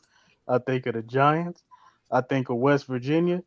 I think of his high school. I think of everything with Geno Smith. And he did have a great season last year. But I would still take the Matthew Stafford in Detroit over this version of Geno Smith because Matthew Stafford had in Detroit didn't really have a lot except for Calvin Johnson, Megatron. But he still. What did Geno Smith have with the Jets? You said what? What did Geno Smith have with the Jets? Mm-hmm. He didn't have nothing with the Jets. He didn't have nothing with the Giants. But to me, he wasn't good enough. And what I'm saying, even when Matthew Stafford didn't have nothing with the Lions, they still went to the playoffs. Like they still had a playoff game versus Dallas, what they should have won. But we all saw the talent and the arm of Matthew Stafford. So when he went, there was a reason why he went to the Rams, and they gave up all that for him, and then he wins a Super Bowl. So I still see Matthew Stafford as a better quarterback than Geno Smith today. I think the Rams and Seahawks are going to fight for second place. I just don't think Geno Smith is the top 10 quarterback that you guys are proclaiming. He's gonna have to go up against the number one defense twice in one season. What they schedule look like? We're going to keep talking. Let's see what their schedule look like. The problem is, and this is why I think people need to pump the brakes on the Matt Stafford stuff. Stafford. The Rams were literally in the Super Bowl 2 years before he got there. The foundation was there. It wasn't like he came in and just took this team to another level. They were in the Super Bowl 2 years before he got there. Closer at time. That's a fact. That's a fact. Do you guys think Geno Smith could have took the Rams to the Super Bowl. Managed that. Yes. With that Yes. early? Oh my god. Yes. Oh my god. So Geno Smith is a game manager. I mean, Bro, oh my lord. So Geno Smith wasn't making like spectacular plays with the Seahawks because that's all. Yes, true. You can't go out there and say this. All the Rams needed was a guy who can manage the games, and then when shit get tight, can you make that occasional bomb pass of a play or that playmaking play? And Geno literally did that last year, managed the games and made the plays when it needed to be done. Go ahead, True. I'm sorry. Listen, I'm a Patriots fan, so I'm gonna be very objective. Like I've seen Geno Smith on the Jets, and like I said, it is kind of unfair to judge him the fact because he played on the Jets, but let's not get it twisted. The man got selected for the Jets for a reason. Because of his talent, what he did in West Virginia. It's all about the situations. It's not a coincidence that he was in a bad situation his whole career, became a backup, and got opportunity to start with Pete Carroll, one of the best head coaches of all time, and look what season he had. That's not a coincidence. Right. So you're trying to tell me if he would have put him in a situation with Sean McVay that he couldn't succeed. You're not going to tell me that if he could put in a situation playing with a coach like Sean McVay that he couldn't succeed also. It doesn't make any sense. Okay. Do you guys think especially when it coming from you when you overhype bum ass quarterbacks like Brock Purdy and stuff like that, but now Geno Smith and Trey Lance jump through hurt. Geno Smith got to jump through hurdles. But those other quarterbacks you're not worried about them playing against elite defenses. So you ain't worried about Brock Purdy, Trey Lance, and them playing against elite defenses, but you worry about Geno Smith. Make it make sense. Hey, MacDev, I'm gonna tell you this though, MacDev. You need to lead True along because when he cooked, I'm gonna tell you this what happened when he cooked. If I raise up, gonna be trouble. Trouble. Leave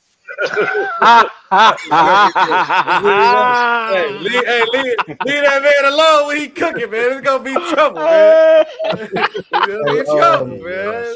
Oh, that's classic. If I gotta raise up, Blue, it's gonna be trouble. What else is Lou? What's going on, Josh?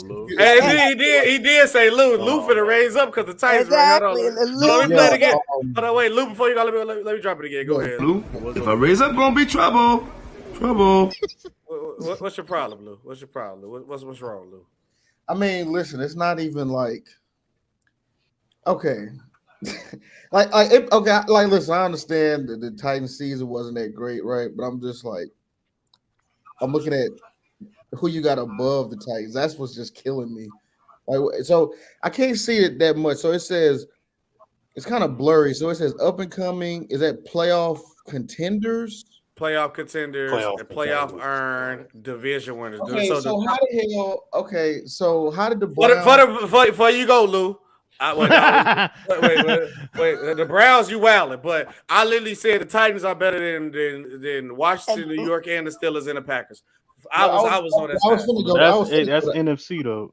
The I was going to walk it down. Go ahead, walk it down. My fault. How would the Browns just automatically earn? Like, so, well, I guess. Okay, so I see you got the Ravens at the. Okay, I guess I see that, but we do. I don't agree. I think the Browns. So how are the Jaguars? Oh, y'all got to win in the division. Mm-hmm. Yeah, it was kind of a tie, Luke, because some of us voted for the Just real quick, it's a group vote. They got 4 AFC wild cards. Only 3 of these teams can make the playoffs, so nobody voted who to bring out. Oh, we did. I thought it was 3. Yes. No. No, it's 4 division. It's 4 division winners and 3 wild cards. Yeah, we got 4. I said 3 wild cards. One of these got to drop down. Who we dropping down? Drop down on level. Yeah, that's what Browns. I'm saying. There's 4 NFC. Yeah, because the Bengals and Browns are not making it, people. Okay, both of them ain't making it. Okay? Drop the Browns. Yeah, drop them Browns down. I was gonna say drop the Browns. Yeah, drop them Browns. I'll put the Titans there. And the Bears. I had Titans. Hey, you leave my Bears alone. We dropping the Bears down too, man. There you go. I think they look more legit. The Giants made it last year and they did nothing but get better.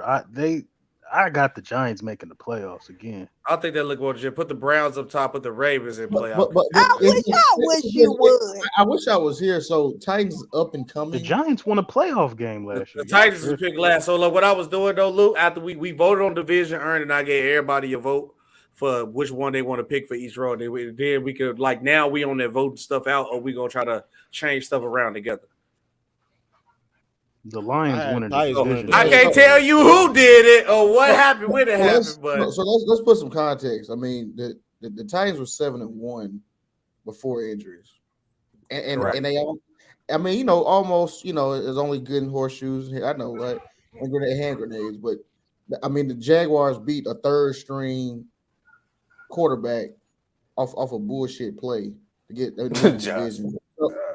Yeah, so I mean, it's like I just don't think the Jags are just locked in much better than the Titans. So Lou, you think the Titans should be in what, playoff contenders? Yes, at minimum, yeah. I could agree. I'm not mad at that. I could agree with that. I think you came in and made a case. Yeah, that's it. Hello, hey, that up and coming, you felt disrespected off that. Cause that's some rebuild shit. You know what I'm saying? Yeah. I'm like, hell, the Jets need to be up and coming before we do. You know what I'm saying? I'm like, what? That's a fact. And people putting too much respect on the Jets name. Anybody else want to make a case for Aaron Rodgers? So speaking of Jets as well, I mean, how are we? Are the Aaron Rodgers? Are the Packers a contenders? I think Packers is up and coming to me. I was trying to tell you guys. Packers are up and coming. They got to drop. Okay, there's no way you're going to tell me that Jordan Love is going to take this team to a playoff. No. Who's that talking? Robbie? Yeah, I'm with Robbie. Hey, I'm with him on that. I think the Packers is I don't care how much you guys are a fudge Packers, or I don't give a care. That team is not going nowhere for the next 5-6 years. Wait, hold on. Going nowhere. Yeah, but wait a minute. I seen that hat you got on, Robbie. You biased though. I see the hat you got on. That's how much I love my Bears. I can't stand those fudge Packers. I can't stand the Packers. Who's more proven, Kirk Cousins or Fields? Kirk Cousins. That's nasty. Why dare you? Kirk Cousins. The fact you gotta do Kirk Cousins just a regular season. That tells the type of work you want. No, I'm asking the question because if we all feel that Kirk Cousins and the Vikings as a team is more proven, seeing how they went to the playoffs, how are they? They lost Dalvin Cook. How is the Bears over offensive player? They lost their best offensive player. They're not the best offensive player. They second best offensive player. I think the Bears should be up and coming. Like, they're in playoff. They're in the play. Y'all got the Bears in the playoffs. I don't hate the Bears because of the division. That division is weak. The division is not weak. Honestly, I got the Bears at 10-6 this year. I didn't put. I see the Bears winning the guys. You got the Bears. Yes, their schedule is trash. Their schedule's weak. Wait, in 17 games, how y'all going 10-6? Can I just 10-7? Real quick, just to put context around it. Let's just say the NFC after Philly, Dallas, Niners, and I'll throw the Seahawks in there. It's probably wide open in terms of, I mean, obviously two of those teams, other teams are division winners. So that last wild card team could very well be a team that nobody's talking about just because the NFC is not as top heavy as the AFC. Where with the AFC, we got 4 teams in the AFC who think they're legit playoff contenders that's going to be home in January. Yep. Yeah, I agree. And then honestly, the Seahawks. I see the Seahawks. The Seahawks schedule is sweet too. The Seahawks definitely would have been. Let me talk about I'm gonna talk about the Bears second. But look, the Seahawks. This is the Seahawks' first couple of games. They got Rams, Lions, Panthers, Giants, Bengals, Cardinals, Browns, then Ravens. Half of them games are easy wins. Easy wins. Then we go to the Bears. The Bears schedule when they start off, they got Packers, which is a question mark. It could be easier or complicated. You shouldn't say that. Bengals, Chiefs, Broncos, Commanders, Vikings, Raiders, Chargers, Saints. That's like 4-4. Could possibly, yes. Bro, I Possibly, see yes. 5-3. You got you said the Chiefs and I the think Ravens. I ain't losing to a Chiefs, I give yeah, you for that sure. 5-3, 4-4. No, I see 3-5. That you said 3. No, I got 3-5. No. Out of that, I give it 4-4. NFL's got the Bears with the 6th easiest schedule, winning projected wins at 7.5. Yeah. Hey, thank you. That's not making the playoffs. Hey, speaking of easy schedule, Hey, in NFC they might. Hold on, time out. Because I'm slow. Y'all know me. I'm slow. If you're projected at 7.5 wins, you're not making the playoffs. Better, you're not winning no division with 7 wins. No, you definitely not. Well, you can. No, Tampa Bay won, right? With how many wins? With 7 wins. Tampa Bay won with 8 wins. 500 and one. Yeah, Tampa Bay won with 8 wins. It was 8. It was 8. Okay, it was 8. Okay. 8-9. They were 8-9. Yeah, 8. Y'all are not saying that a team. Come on, the NFC North. I think the NFC North is going to be a good division. They none of them are Super Bowl contenders. None of them are Super Bowl contenders, but that's going to be one of the best division races. Look, we talking one of the. Look at this. This how the Buccaneers got it. Look at this division. No, but that makes Mac Def, because Mac Def was saying you're not going to win with 7 wins. You're not going to win the division, but you could still. You can still go to the playoffs. You go to the playoffs, and again, I mean, they got Detroit at 9.6 games. Packers with 7.5. Rob, do me a favor, Rob. What's the Bills' schedule? Because I bet that shit. What's their grade this season? Bills are the 4th hardest schedule this year. Yes. New England Patriots got the toughest schedule this year. The New England Patriots, Las Vegas Raiders, Miami Dolphins, Buffalo Bills, and Kansas City Chiefs. This the Bills schedule right here. So they got Jets, Raiders, Commanders. That kind of start off easy. Dolphins, Jaguars, Giants. This is great. Patriots. And look at that team. All that is all playoff teams last year. That the Bills are playing this year. See, look, the Bills over the last 2 years have had the weakest schedule. Yeah. I think they did. I think they're back-to-back seasons. And they play last year. Yes, last year they had back-to-back. They had the weakest schedule. The easiest schedule. Ooh, hey, true. I'm gonna keep it a buck with you. L, win, L, win. L. Hey, how you from? Dolphins are gonna beat them. L. Oh, we get our get back. L. This is an L. I can't wait to. I'm seeing you on the 3rd, brother. It's me and you on the 3rd, brother. It's me and you on the 3rd. You know that. Listen, man. Hey, man. That's what I'm saying. That AFC East, the AFC East division, that's going to show. It's going to tell you a lot about. Lou. We beefing, brother.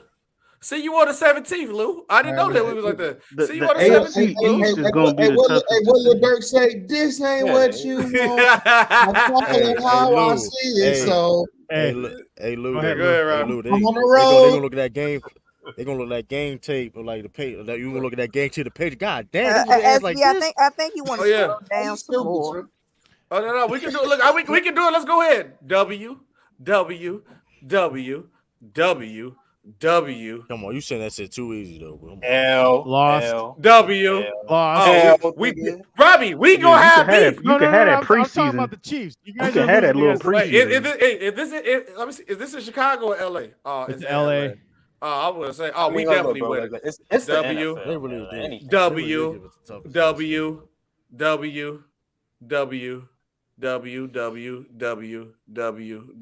gonna lose the WWW. We going 16.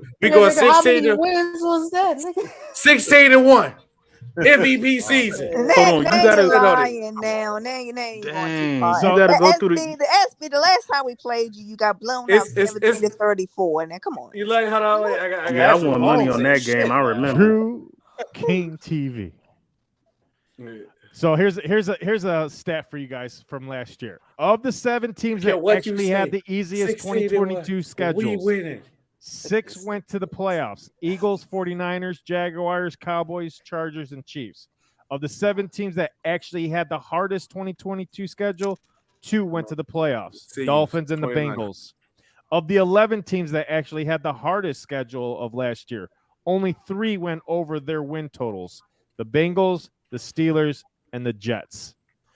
So, again, it's compared to what the strength of schedule is, and I'm telling you right now that NFC North, they have one of the easiest schedules, and that's why I have the Bears in the playoffs as a wild card team. I don't think they'll compete with them Lions for the Bears. The Bears gonna win with this. They schedule too easy. All right, They gonna win about I gotta 10 ask games. y'all this. Oh, okay. I'll just ask y'all this. What's the number of wins that's going to win that division? What's the magic number? Division?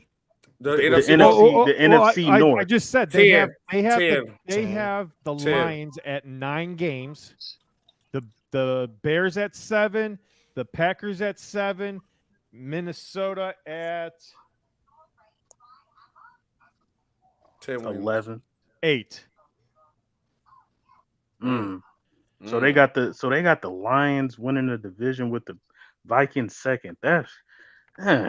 It's gonna be a great division, but if they see as the top number, the magic number is 9 to win the division, that's what I'm saying. But you guys got the easiest schedule, and only they see y'all got the easiest schedule, and they only see y'all at 7 to 8 wins. I don't know if does that look the same? Doesn't that look high? It also there's a lot of equations that go into it. A lot of people have doubts about Justin Fields. Is this going to be a season that he grows, or is he going to have one of those seasons that is just going to, fall back? Yeah. And like I said, I went up to training camp and I saw signs that this kid is going to grow. He's going to exceed expectations this year. I like what I'm seeing with Chase Claypool. I like what I'm seeing with DJ Moore. I like what I'm seeing with Mooney. I also like what I'm seeing with these tight ends with Robert Tonyan and Cole Kmet, and now they just added Mercedes Lewis. I mean, the journey, man. He's still the ceiling is high for this team, and I just don't like these critics not giving the respect that they should for the Chicago Bears. Respect. Let me ask you a question. Respect, because I like. I'm fucking with you. I like what Ryan Poles has done in terms of adding. Yeah, I got a phone call. Hold it down for me, y'all. Yeah, I got you, SB.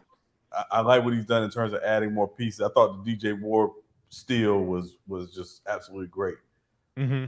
But is the offensive line good enough? Because and that's been my biggest question. I don't know. But the reason why I say yes is because the kid from Tennessee is a beast. He's a monster. That kid is a great addition to this line. He is a upgrade to that offensive line. And I think this year you're going to see this offensive line be a lot better than they were last year. That's why I think what I saw over the weekend made me believe that this team could possibly push to be a playoff team.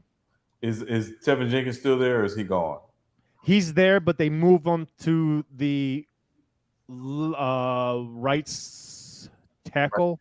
Right tackle. Okay. Right tackle. Who's your running back? Then Montgomery. Khalil Herbert. Who? Khalil Herbert. Khalil Herbert. Herbert. Justin Herbert? Not Justin Herbert. Khalil Herbert.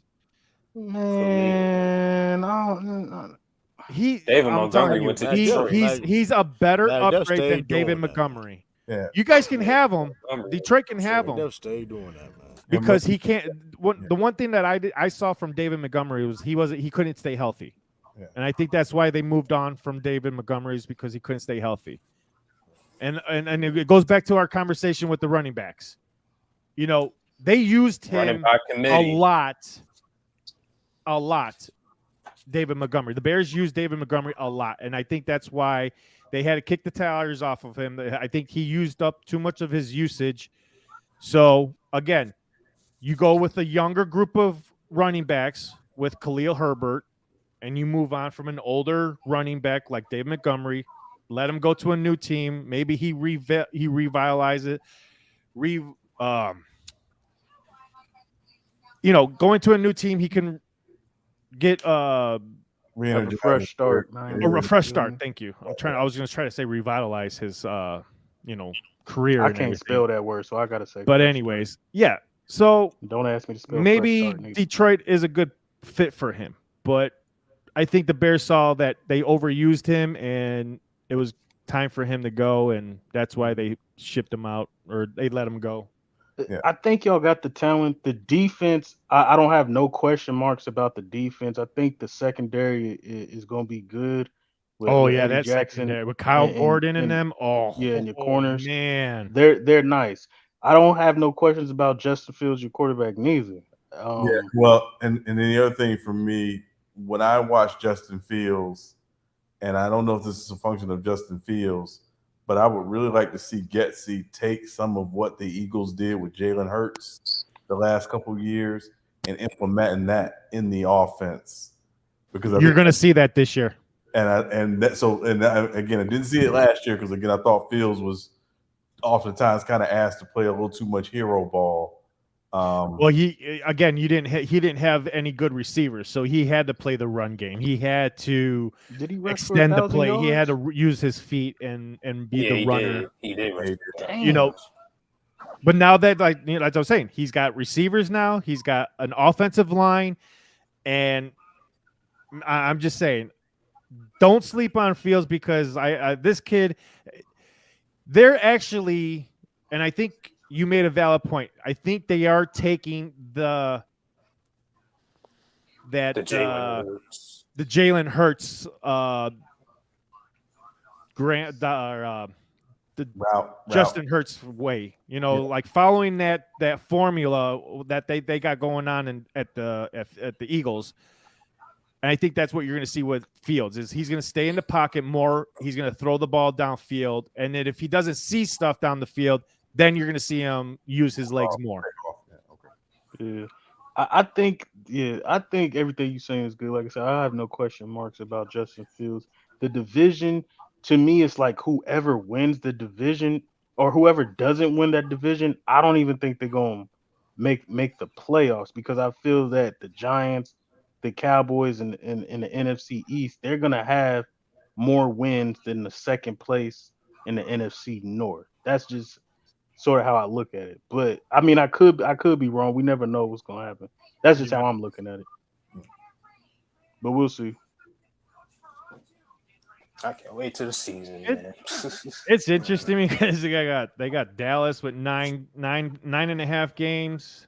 They got the Giants winning eight games. And then they got Washington winning 6 games. That's very disrespectful. It's really not. It really is. I really. Anybody believe in Sam Howell? I'll wait. He that kid from out of North Carolina, right? Hey, excuse me, Sean. Yeah. You the one said the coach was ain't that the guy that was picked? Coach. He was picked. He's a good. Yeah, he was picked. But still, I think Ron Rivera is a good coach. But I think if Ron Rivera has an Achilles heel since being in Washington, is they will not invest in a true quarterback. I think this is Ron's last year. With new ownership, I think they're going to go in a different direction. I think this is they're going to move on last year. And unless Eric Bieniemy can turn Sam Howell into, a less athletic, that's who's going to be the next coach of the Washington Commanders. Yeah. So I don't see Washington being the team this year. And again, like you said, you got new ownership. So Ron Rivera and the front office, to a large degree, they're on the clock because this new ownership group has no ties to these guys. Nope. So they're on the clock without question. I think that goes the same thing for Arizona too. I think Arizona, because they just cleaned house. They just brought in Steichen, from Philly, and they got a new GM. To me, the guy who's on the clock is Kyler Murray. Because if they get the first pick, they're taking Caleb Williams, and Kyler Murray will be on the block.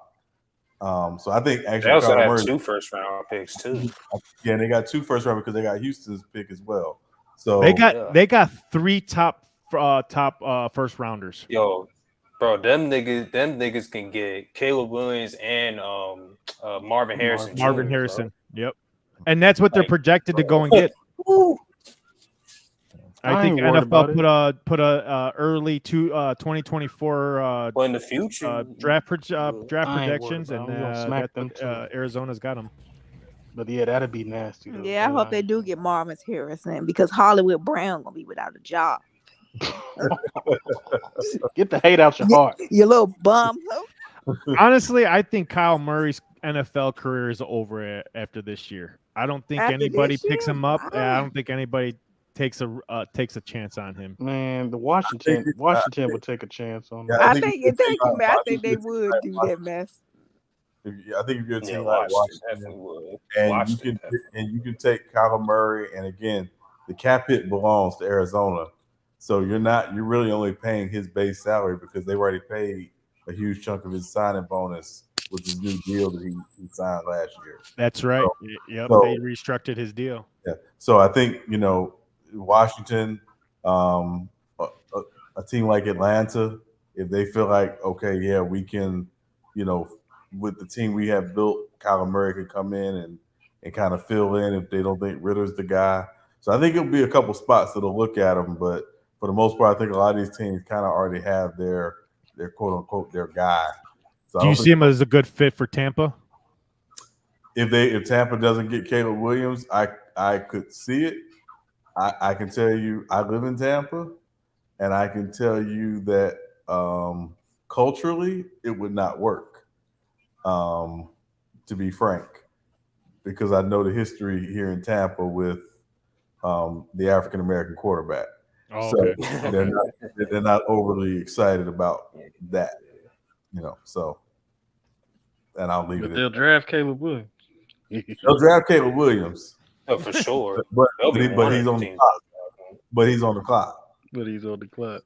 Right. Dang, that's crucial. Yeah, they ain't drafting Caleb Williams. Baker Mayfield gonna turn that franchise around. Baker Mayfield will never come on. Yeah, no, I think he turned the Browns around. The Browns is where they at because of Baker Mayfield. We ain't doing this. He didn't turn anything around. Y'all didn't know anybody was good on the Browns until Baker Mayfield made it to the playoffs. They literally built like the best roster ever when they had him. Exactly. They didn't know what they had, but when Baker Mayfield took them to the playoffs, they was like, "Man, we got all this talent. Our quarterback's the problem." See, they wouldn't have known that if it wasn't for Baker Mayfield. I'm just saying. Right. So you're saying they were smart to get rid of him? Yeah, I'm saying they were smart to get rid. Yeah, that's exactly what I'm saying. Make sure you clear it. Okay. All Sean Watson now, better quarterback. It was like, yeah, we realized how horrible he is at the quarterback position, thanks to Baker Mayfield. He showed y'all that.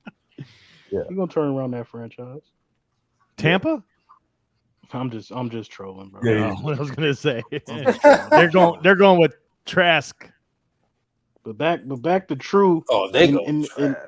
We about to get on True's helmet real quick with these Patriots. Y'all got the hardest schedule. What y'all going 4-13? Damn, that's tough.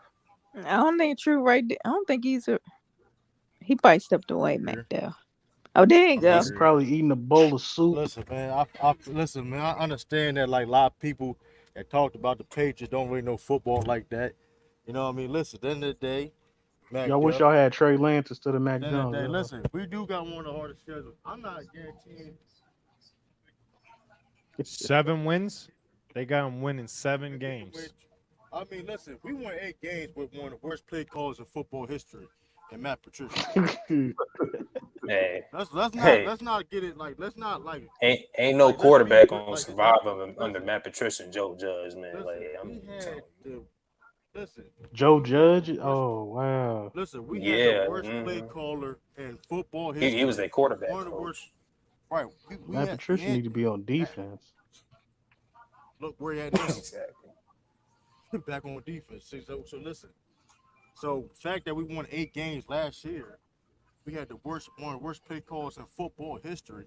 We had Bill O'Brien, one of the best offensive coordinators in the game, adding offensive weapons to the roster, we definitely has a shot to be playoff contenders. Now, that being said, it ain't guaranteed because the fact is our schedule is one of the toughest in the league.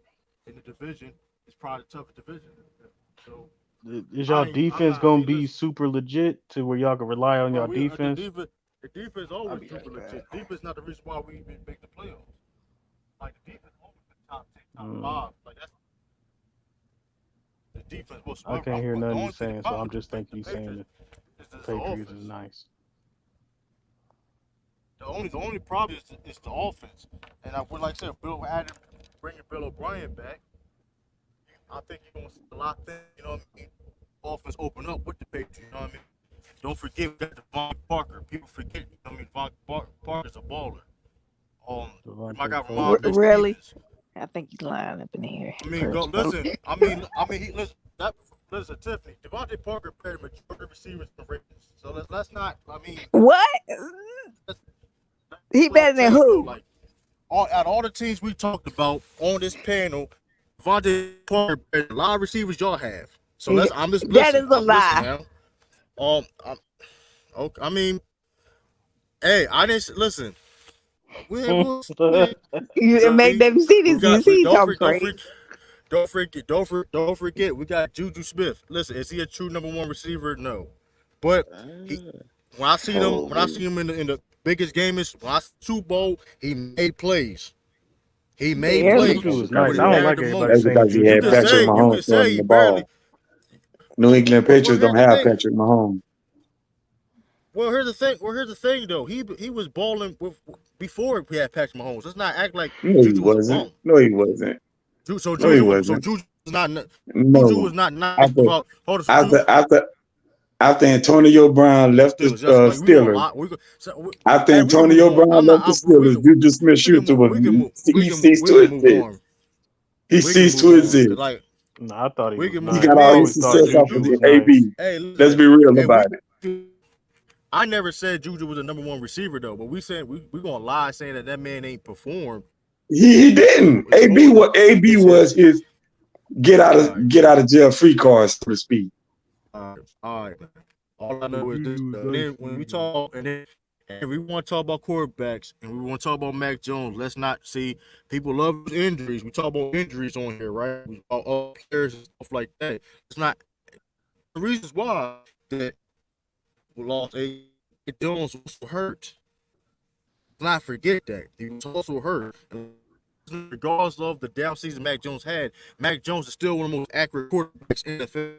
Fact, not just. These are facts. This is not. It is what it is. So let's not. No. Listen, I understand the Patriots. Cool. We don't got Tom Brady. Cool. I'm not saying we're gonna lose. Whatever. I don't. You better game playoffs. I will say this. Playoffs. I will say this. Playoffs, but we will compete. And Justin Herbert better. I would say this. Talking about Mac Jones is depressing. I'm gonna say that. And I'm gonna go to this. But I'm also say this though. Nah, Juju Smith-Schuster is a decent receiver. I'm not gonna take nothing away from Juju. He's a decent receiver. But he's not what the Patriots need in order to win a Super Bowl or even make the playoffs. I mean, listen, they said, listen. We won 2 bowls without Hall of Fame. Listen, they said the same thing. Y'all had Tom Brady, though. Y'all don't have Tom Brady anymore. That's cool, but that's cool. Hey, listen, you can say that. I mean, listen, you can say that even though we have won, the Patriots have won games in their defense, though. So let's not act like. I did draft like the number 1 or number 2 cornerback in the draft from Oregon. Let's not play that. I'll go be all right. All right, now that I've been put cases out on all y'all with this Seattle pick. Okay. We got questions at the quarterback position. Everybody saying that, right? Obviously. And okay. coaching. Okay, cool. In 2019, when we went to the Super Bowl, did we have quarterback issues or question marks? Yeah, Jimmy G. Again, didn't we have quarterback issues in question marks? No. So Jimmy Garoppolo was not a question mark. No. he was legit. He's a game. He was a game manager. Yes. I think everybody knew what he was. I don't think it was a question. I think everybody knows. Nobody questioned nothing. What type of false narrative you trying to make? Okay. They questioned his health a little bit. They did question his health. Nah, that nigga can't stay healthy though. That's what I mean by they questioned it. Okay, so my thing is this: we couldn't depend. We didn't win because of Jimmy Garoppolo. We won in despite of Jimmy Garoppolo, and he's never in the time he spent with us, he's never had a streak or a games that Brock Purdy had for those 8 games that he played.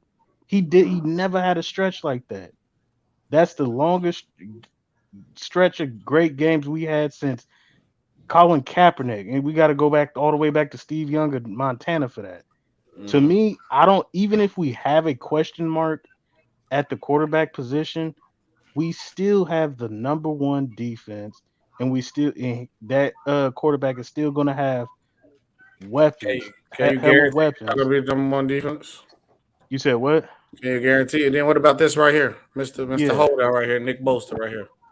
The floor is the number 1 defense. That's our floor. We're gonna come in and we're gonna have the number 1 defense. And you gotta pay somebody first, man. Ceiling is the number 1 defense. The floor is you could be a top 10 defense.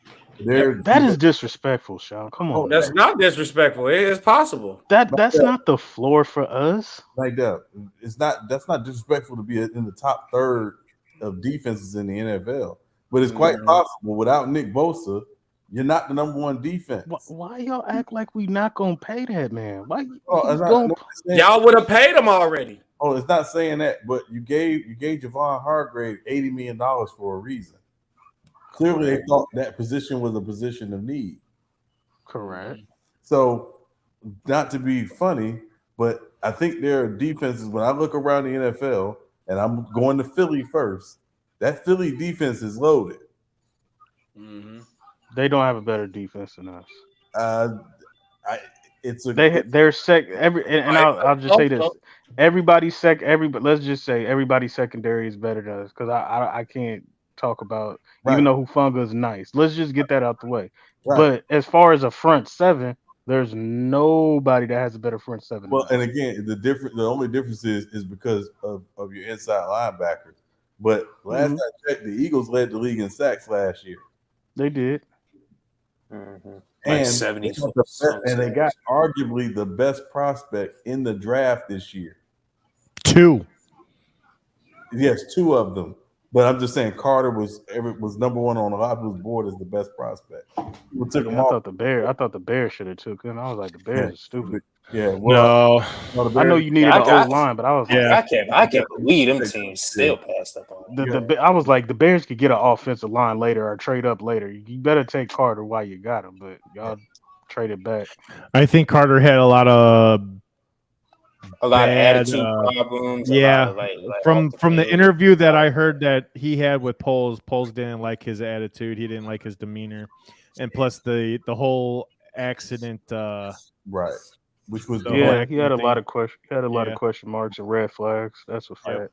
Which is a bigger issue. So the Eagles literally have taken Georgia's defense the last 3 years and was like, okay, here we go. I ain't gonna work in the NFL. But they gave up a lot of points and rushing yards. Well, they got the sacks. They led the league in sacks, but rushing yards and whatchamacallit. Well, the points issue is they were up in a lot of games. So teams are obviously going to throw a lot in the second half, right? That's not the issue. They weren't as good against the run. I will agree with that. But I think, again, you get another year with those young linebackers. They're going to be better. So, again, I don't think it's a given that the Niners are the number 1 defense in the NFC or in the NFL. I don't think it's a given either. But it's just not. If we healthy, it's not. I don't know. It's for the last 2019 number 1 defense. 2020 we was hurt. 2021, I think we gave up like 20. I mean, you always got to. It's football. You always got to consider somebody being hurt. That's always exactly. You're always that's what I'm saying. If healthy, we was hurt last year. Bosa missed a couple of games. Fred Warner missed a game when we lost to Atlanta. We was hurt. We missed we was hurt last year, but we still have the number one. So I think if we're healthy, we're gonna pay Bosa. To me, the floor is number one defense, and especially with our D coordinator. He was the D coordinator for the Panthers when they went to the Super Bowl with Luke Kuechly and them. So, hey, did I miss something? Why they talking about Tyreek Hill got a possible suspension for what? I don't know. I just know Alvin Kamara got a suspension. He got 3 games. Yeah. I ain't heard about Tyreek Hill. Wait a minute, who only got 3 games? Alvin Kamara. Well, wait a minute. Why does he only get 3 games? Because of the Las Vegas incident at the nightclub. That's my point. He was on video. He deserved longer games. Yeah, he deserved 13 games on video. He deserved 13 games. We're not doing it. Hey. That's why I was like, why you hate? Excuse me. Somebody from Ravens. Hey, Sean, you know what happened? Somebody team finally decided to pay their quarterback, so now they got a little more confidence because they got Lamar. Now they want to just talk crazy about everything. Y'all just paid y'all quarterback. Sit down. Well, from what I heard in the report that Alvin, because Kamara had to go in front of Goodell and tell his story. Right. And the story, I guess, he told was that he was defending his friend. Yes. And it was all on camera, blah, blah, blah. And that he wasn't the cause of the problem. He came to the aid of his friend, and that's what you saw on video. And so obviously Goodell probably felt sorry, or he probably took it and only gave him 3 games. It wasn't as severe as Deshaun Watson putting his pinky in someone's butthole. Right, and also factor in, right? Allegedly. Allegedly, I'm sorry. Yeah, I'm sorry. Allegedly, I don't want to get sued. Allegedly. Anyway, that's neither here nor there. No, but factor in also that Kamara has never been in trouble. He's generally been considered a model citizen. It's like a one-time incident. And he went to Goodell to tell his side. It wasn't like he sat and waited for suspension. So when you go and you show contrition for what happened, they tend to take it, a little light. Now, I will probably also say that Goodell probably this happens again, he's probably gone, at least half the season. So basically, and you also got to figure too that the charges were dropped too. Right, they will. Yeah, they were. Well, they were lowered, so it was a misdemeanor. He basically played misdemeanor. To misdemeanor. So that's the other part of it. Yep. Mm-hmm. And then I don't think Alvin Kamara can afford to keep getting in trouble because how much is the running back position is devalued. So no matter how good you is, you won't have a job for long. It's crazy. Right. Yeah. I mean, but I think Alvin Kamara will, because of what I was talking about earlier. He's more versatile. He can do more stuff. So I think he can always be used. Like you can even drop him in the slot, and I think he still will be okay.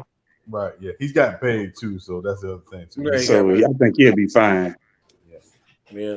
I mean, everybody got to be like that Debo Samuels, that receiver back. You know, they got to be the receiver backs, man. It's hard. It's hard work. Like Cordell put in work, man. It'd be like that, man. Yeah, no, it ain't. You know what I'm saying? Remember back then, you got pulled wrong when you try to say he was better than DK. You see a lot of handoffs. No, I still got Debo. A lot of handoffs. But yeah, man, good show though. What Justin Herbert gonna do, man? I told you already. MVP. What's really the MVP? Can we be honest? Like the clock is really at least Josh Allen. Josh Allen had question marks. He kind of proved himself. He just can't win the Super Bowl. Wait, Josh Allen ain't proved nothing. He's proved more than Justin Herbert. But a fraud. That's did he really? He got Josh Allen has proved himself to be a what has he proven? Yeah, what he proved? Who wanted to know about Tyreek Hill? To be a franchise quarterback. If you get Justin Herbert, Stephon Diggs right now, it'll be over with. Hold on. Who has better weapons? The Bills. No, they don't. Yes, they do. You think? Hold on. Yes, Stephon Diggs is the best receiver out of that, but and they're better at tight end. But Allen, but you got what's his name? Keenan Allen. And you got Williams, who stays hurt and he's inconsistent. Okay, Next. but I'm saying you got Keenan Allen, and then you got Williams. Who else? You know, Mike Justin Williams. Herbert. You know, Justin Herbert threw that 5,000-yard season. Justin Herbert threw that with a lot of his receivers missing a lot of the time. And you got a better Jalen. The last year, Jalen Guyton was our number one guy. Do you know who that is, Magda? No, I thought number 7, but I thought he was a tight end. It don't matter what he is, but do you know who he is as a receiver? No, exactly. I thought he was. That's what I'm saying. Herbert still put up number 7, and I thought he was a tight end. But y'all got a better running back, Eckler. The Bills don't run the ball. My point exactly. Y'all got better players on the offensive side of the ball. To me, we don't, and we got a worse coach. So what's your point? Yeah, the coach on them 4th downs. I agree with that. So if you if you saying all this, then why are you so high on the Chargers? Like, what is going on? We got to be high on the Chargers. So there's some breaking news out of Miami. What you got? Tyreek Hill is being investigated for allegedly assaulting a man last week when him and his entourage was asked to get off a charter boat, and that's when Mr. Tyreek Hill became enraged and attacked the captain of the boat. Was this in Alabama? This was in South Florida. Yeah, I was about to say, was he in that Alabama? It was he at the Alabama Sweet Tea Party. Shout out to Citizen Lou for playing that was in Miami. This was in Miami's Miami-Dade County last week. Okay. All over playing the crime mob beat. Nuck, if you I was cracking up. I was like, this thing is so, like I said, yeah, Tyreek Hill players need to keep their hands off this women's stuff because I this is what I don't understand. Okay, and I know SB and I could talk about this. We are trying to be a public figure, and when you become a public figure, all eyes are on you. Yep. You can't do anything like a normal person would be able to do and get away with because you got phones and you got eyes on all you. The people know who you are. You can't be just going around hitting people like, oh, because I'm Tyreek Hill, I make millions of dollars, I could get away with it. No, you got a bullseye on your back, and you got to stop doing like. That's why these leagues need to be harsher on this punishment. Like, you're gonna put your hands on a woman or on anybody for that sake.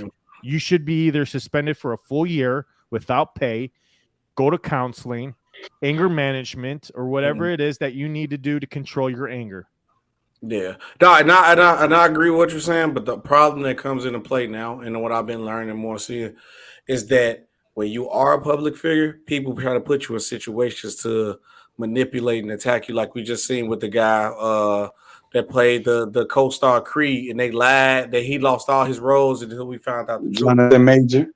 Jonathan Major. So sometimes it is a little bit hard when you are that public figure, because some people put you in bad situations and sometimes you do have to defend yourself. But to your point, like if it's like Ray Rice, situations like that, yeah, I have no sympathy for that. You should be gone. You should be exiled. Well, that's the only thing. Go ahead, Sean. I think, again, I don't like to put a blanket over those situations. I think it has to be looked at case by case.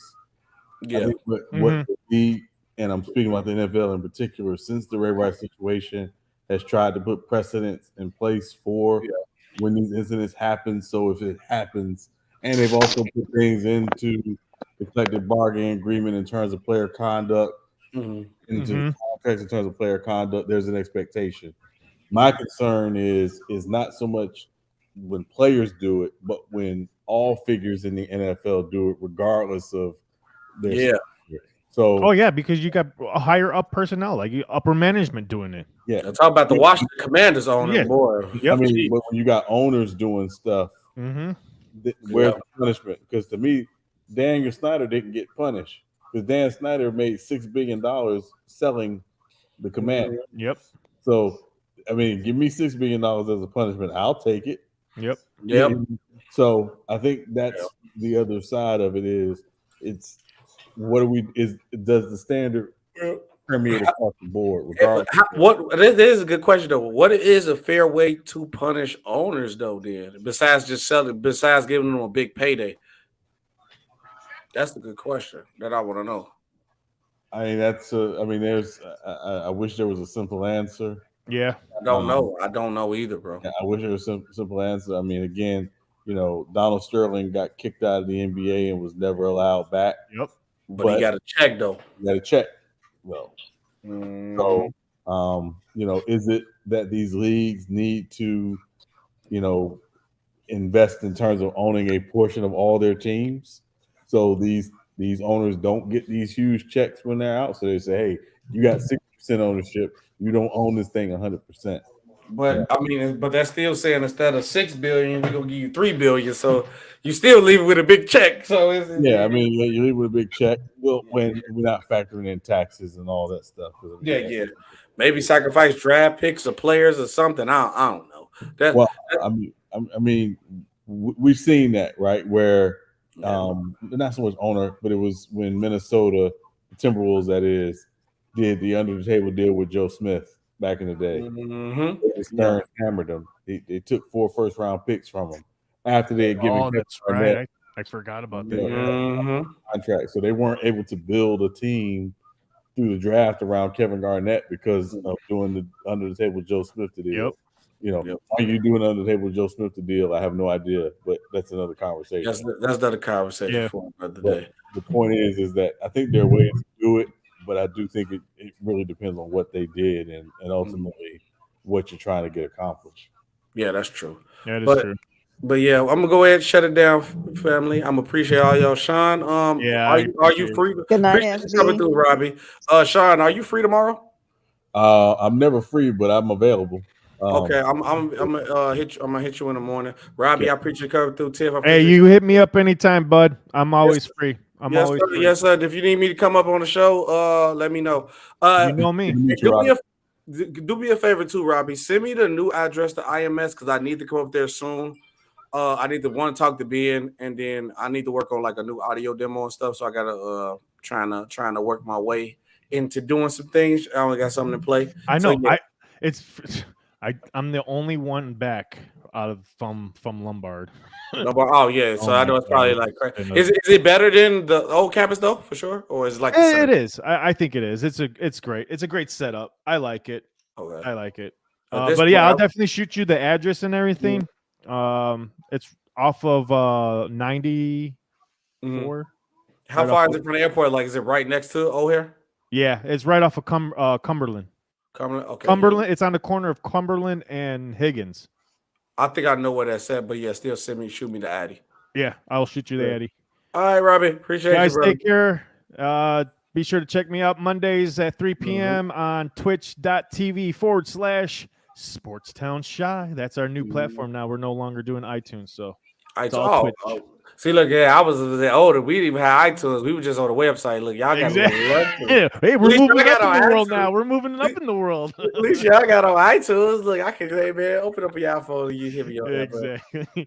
It was nice talking to you guys. I had a great time. I look forward to doing many more shows with you guys. Like I said, sports is my thing. I love talking sports, and I love talking sports with everybody that loves it. Yeah, Robbie, I'm gonna get to the point. I'm in the process, not getting to the point. I'm in the process of doing like a football only pod. So it's like I'm trying to build my YouTube up like an ESPN type network. I know that's what I'm trying to do too. Yeah, me and you will have to talk because I think me and you could definitely work together. I think. Okay. Yeah, let me know. I got you. Yeah. I got you. All right, boss. Have a good night. I'll talk to you guys later. All right, Robbie. Have a good night, y'all. All right, super tight. Appreciate everybody coming through last stream. It was a great stream. And you already know. Make sure you guys like, share, subscribe if you enjoyed this content. Please, let's do. Also, in the description, I have links to everything that you need. Discord, YouTube, TikTok, obviously because you're on YouTube watching me, or unless you're watching on Twitch. Follow me on every platform. The link is in the bio. Also, you want to be a panelist on the shows, like you obviously see, I'm putting in play different shows. I'm trying to launch the 4 shows I'm really mainly working on that I'm trying to launch. We get started within through this week is the basketball, the football, WWE, and college sports all around. We working on play. I can tell you, I'll give y'all a hint. The basketball show is called the Starting Five, and how I'm working everything with the panels. I want at least like 6 people. I don't want to like have it oversaturated with like 10 to 12 people. Like Rumble, I don't care how many people. We can have 10 people. We rumbling, we going at it and everything. But for the shows though, I want it to be. For the shows, I want to be a little bit more organized, less people, let everybody get their takes off, and we can have like a real show. And then I edit audio. I want the audio to be clean because I want to convert it over to like iTunes, like we talk about Spotify and things like that. So, yes, the basketball show is the starting five. So obviously, I'm be SB, the coach, as the host. Then we're going to have somebody coming in as the point guard, the shoot guard, the small forward, the center. And then if we have special guests on the shows, that's going to be your sixth man. Obviously, the next thing we got, I'm really thinking of a good name for the football show, but I'm thinking about Real Takes Over Fake Debates, All Out Blitz. So it's going to be All Out Blitz for the football show. I think we're going to solidify All Out Blitz. All Out Blitz is the show. WWE, still working on the name, but we're going to figure it out. Usually just going to be watch parties for the WWE unless it's like I get a bunch of people who love to talk wrestling just as much as I do. Then I can have a consistent show. Real Takes Wrestling, Real Takes RTOFD Wrestling. We can probably just call it that. And then we have the college sports. I got my boy Kevin. I know he loves college sports. I'm going to try to get Kevin, but that my old co-host for radio station. And it's Real Takes Over Fake Debates University podcast. That's it. It's the university, man. RTOFDU, man. So that's what I got announced so far. I appreciate everybody who joined and watched the show. Herbie's gonna be MVP. Sorry, I have to let you guys know that. It's just the truth. It's just the truth. Make sure you guys like, share, subscribe. And like I said, if you want to become a panelist, join the Discord. I'm building up a community Discord. We're going to have more active things in the Discord, so join the Discord. You can become a panelist quicker. You get information update quicker. And also, get us to 2K. I want to do a giveaway. When I get to 2K, I want to do a giveaway. Might give away this. I got a LeBron James Funko Pop. Might give LeBron away. Who love it? Everybody love the King. Maybe. Could be a jersey. We get up to like the 5s, the 10s. We get to 10. When we get to 10, we gonna do a giveaway and we gonna get somebody tickets to their favorite team's game. Do that. Get us to 5 to 2. Matter of fact, 2 before 2K come out. If I get 2K, we could get somebody 2K. How about that? You can do that. And also support the channel. Donate. Anything that you donate goes to the channel. And we upgrade everything around here. You see I got a little keyboard. Anything you do upgrades the channel. Try to add to the setup. Memory stick. Anything you guys donate goes to the channel.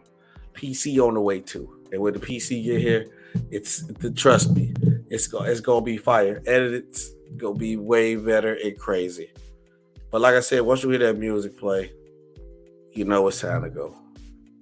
SB Talk Sports. Real Takes Over Fake Debates. You know how we do, man. I like going out to some turn up music, man. Let's turn up on the way out of here, man. But peace, man.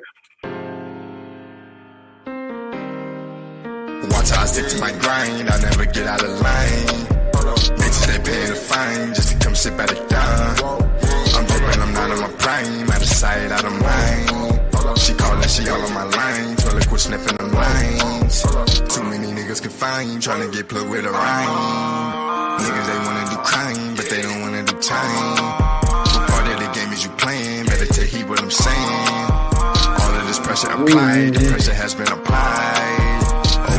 For the ride, gotta get closer to God. Put my homie in the head, making sure he ain't survive. Times could get hard with no fan. That's why I'm down on my knees till I elevate. Watch how I stick to my grind, I never get out of line. Bitches, they pay the fine just to come sit by the dime. I'm dripping, I'm not on my prime. prime, out of sight, out of mind. She calling, she all on my line, told her quit sniffing the lines. Once I stick to my grind, I never get out of line. Bitches, they pay the fine, just to come sit by the gun. I'm dripping, I'm not in my prime, out of sight, out of mind. She calling, she all on my line, told her quit sniffing the lines.